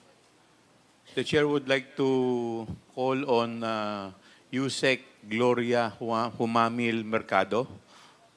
Yes. Nakaupo na po ba yung mga resource person natin sa DepEd? Now, before we start the interpolation, maybe we can ask the COMSEC to administer the oath to Yusek Mercado. COMSEC. Ms. Gloria Mamil Mercado, please stand up and raise your right hand. Do you swear to tell the truth, the whole truth, and nothing but the truth in this committee? I will. So to help you God. Thank you, Your Honor. The oath has been administered. Okay, I understand, ma'am, Yusek, that you have a statement. Meron po kayong statement na sasabihin. You are now recognized.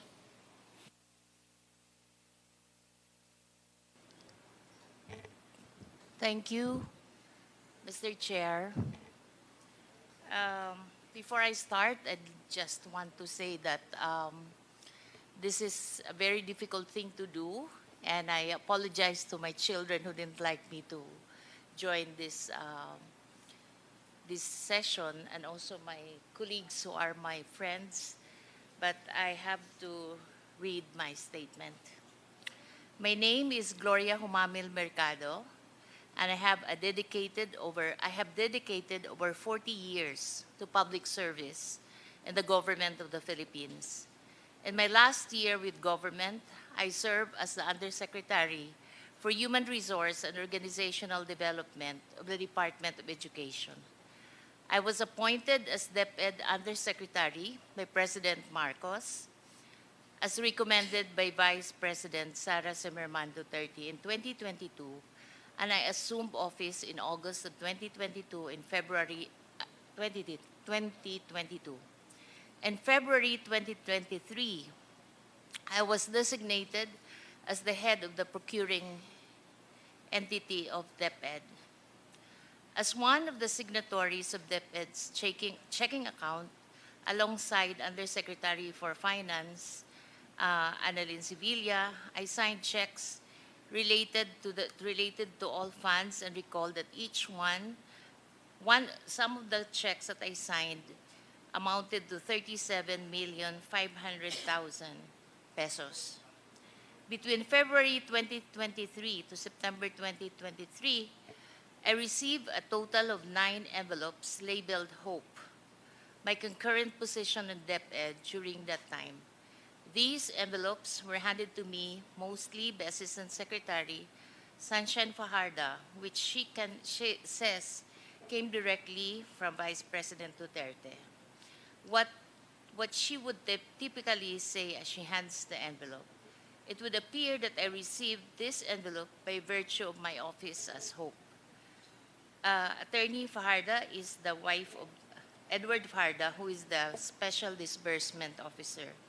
Although the exact date evades recollection, Sometimes during the course of my tenure with DepEd, a member of my staff informed me that an inquiry was made by one of our officers in the field that Mr. Fajardo had made inquiries about the bank accounts of several individuals and if divulging such information to him was permitted.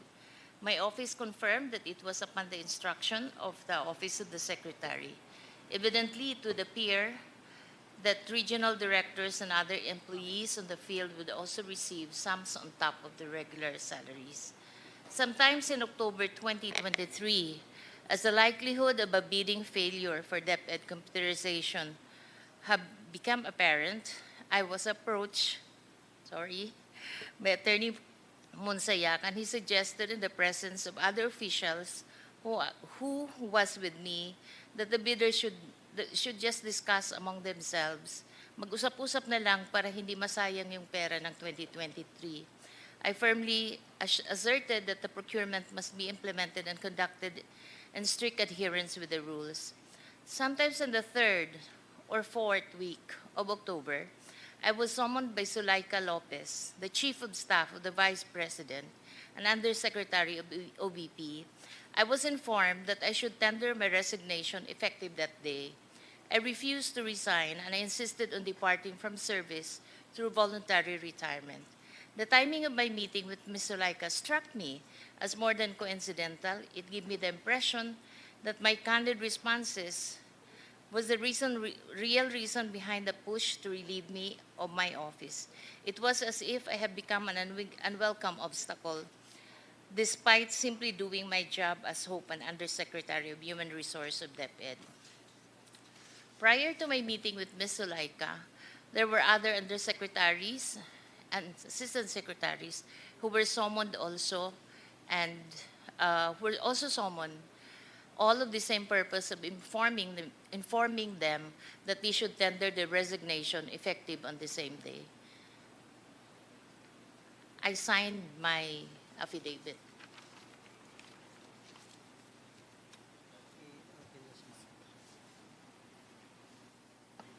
Can we request for the copy of the affidavit, Mr. Chair?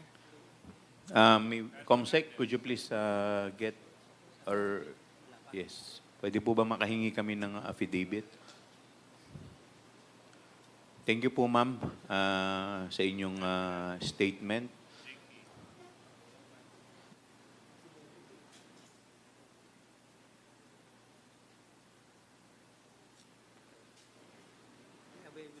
Mr. Chairman? Yes, can Congressman Dan Fernandez, with the indulgence of Congresswoman Jinky Luistro. Yeah, we don't have a copy yet of the affidavit, but I heard the name of Attorney Monsayak, and a while ago, Congressman Chairman Caraps mentioned his name as the former official of the OVP. Can we invite also, if Attorney Monsayak, could you please can we invite take a him seat? over because your name was mentioned in the affidavit of Miss Anna? Miss, what's your name, ma'am? Mr. Chair, I'm Dr. Mercado. Dr. Mercado. Your name is Gloria. Yes. Gloria Mercado. Okay, thank you so much, Mr. Chair. Yes, may I request the COMSEC to please reproduce the affidavit of Yusek Mercado and Chair. furnish all the members of the committee with a copy. Yes, Congressman Rodriguez. Mr. Chair, in the same line of the administrative matter raised by Honorable Fernandez, I believe another USEC is here also present with us, the Attorney Poa, and he was also mentioned in the affidavit. Perhaps we may ask him to join us here in the... Yes, Attorney Poa. Thank you, Mr. Chair. You are invited. Please take a seat. COMSEC, po pwedeng paki-assist po si Attorney. Baka ayaw tumabi ni. Ay, sir, siguro pwedeng pakiwalay po kayo. Baka magkalabitan po kayo. Baka pwede po maghiwalay po kayo para at least para maiwasan po natin yung lambingan dito. Paghiwalay na lang po natin. Yes. Pwede pong, sir, pwede pong atras, hindi. Doon din po si Monsayak. Paki-atras, hindi. Atras na lang po yung mga dito. Siguro sa gitna na lang po si Attorney Monsayak. Pwede po bang makipagpalit sa gitna? Mr. Chair, while we're attending to the arrangements and physical arrangements of the committee, can I request for a 5-minute suspension? 5-minute suspension is declared by the Chair.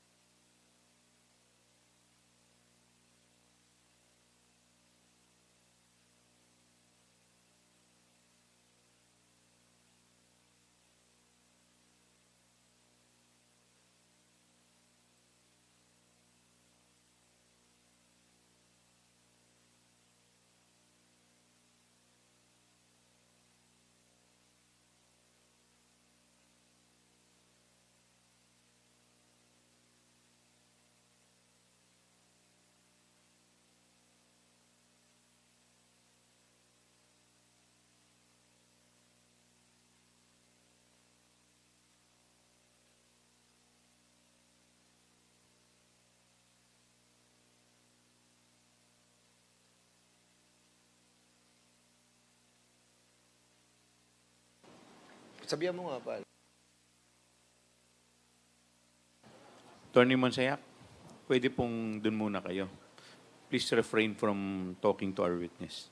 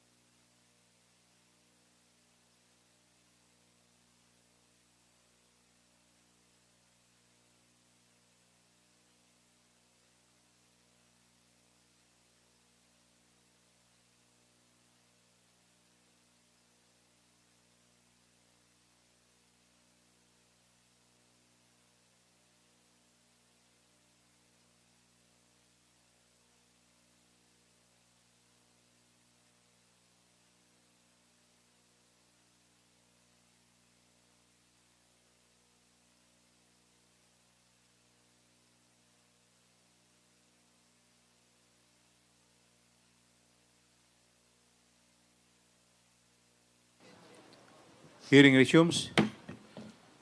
Our first interpellator would be Congressman Dan Fernandez. Congressman. Mr. Chairman, this is brief lang po, no? As I read the affidavit, medyo mabibigat po itong mga accusations that was mentioned by Miss Gloria Jumamil Mercado. But while we are in break, I tried trying to call my mga contacts about this person, si Gloria Jumamil Mercado. If I may be allowed to just establish some qualifications that you have. Just answer us truthfully, Miss Gloria Jumamil Mercado. Ano po ba ang pinagmulan po ninyo? You are in the public service for 40 years. But ano po yung mga foundation that you can relay to this committee as your established personality? Thank you, Chair, for that question. Yes, Yusek Mercado, you are recognized. I was, as I mentioned, I'm already 40 years in government. I was pulled out from my fourth-year college. I was 19 years old when I worked with then Minister Vicente Paterno as Masikap. I think one of the famous Masikap here is also Congressman from Cagayan de Oro. So I started working in Mindanao as a field worker, and I rose the rank up to an assistant secretary on mostly on merit. And then I had my PhD in mainland China studies. So when I got back, I was asked by Secretary Bert Gonzales to join him in the National Security Council, and that's where I was totally grounded on social democracy and being able to work well with the countryside and the other sectors. So in other words, Mr. Chairman, your foundation of your having served for 40 years in the public service is Social Democrats. Yes po, sir. Mr. Chairman, kasi yung pong mga Social Democrats, yung pong equality, no? Like Sweden, Norway, and the different part of this world adhere to this social democracy, which establish a fairness and equal rights for every citizen of their country. And I heard that, correct me if I'm wrong, Madam Gloria, were you tapped on the Yolanda rehabilitation on the capacity building of the different LGUs by former Senator Ping Lacson? Yes po, sir. Bakit po kayo tinap ni Senator Ping Lacson? What is your credibility and your capacity to lead yung sa Yolanda rehabilitation? I was actually wearing two hats, Mr. Chair. The first one is I was the commander of the Naval Forces Reserve, Eastern Visayas. I'm a Commodore po of the Philippine Navy Reserve. So reservist po kayo ng Yes ng po, Navy? sir. Yes, sir. And second is that I was the Senior Vice President and Dean of the Development Academy of the Philippines.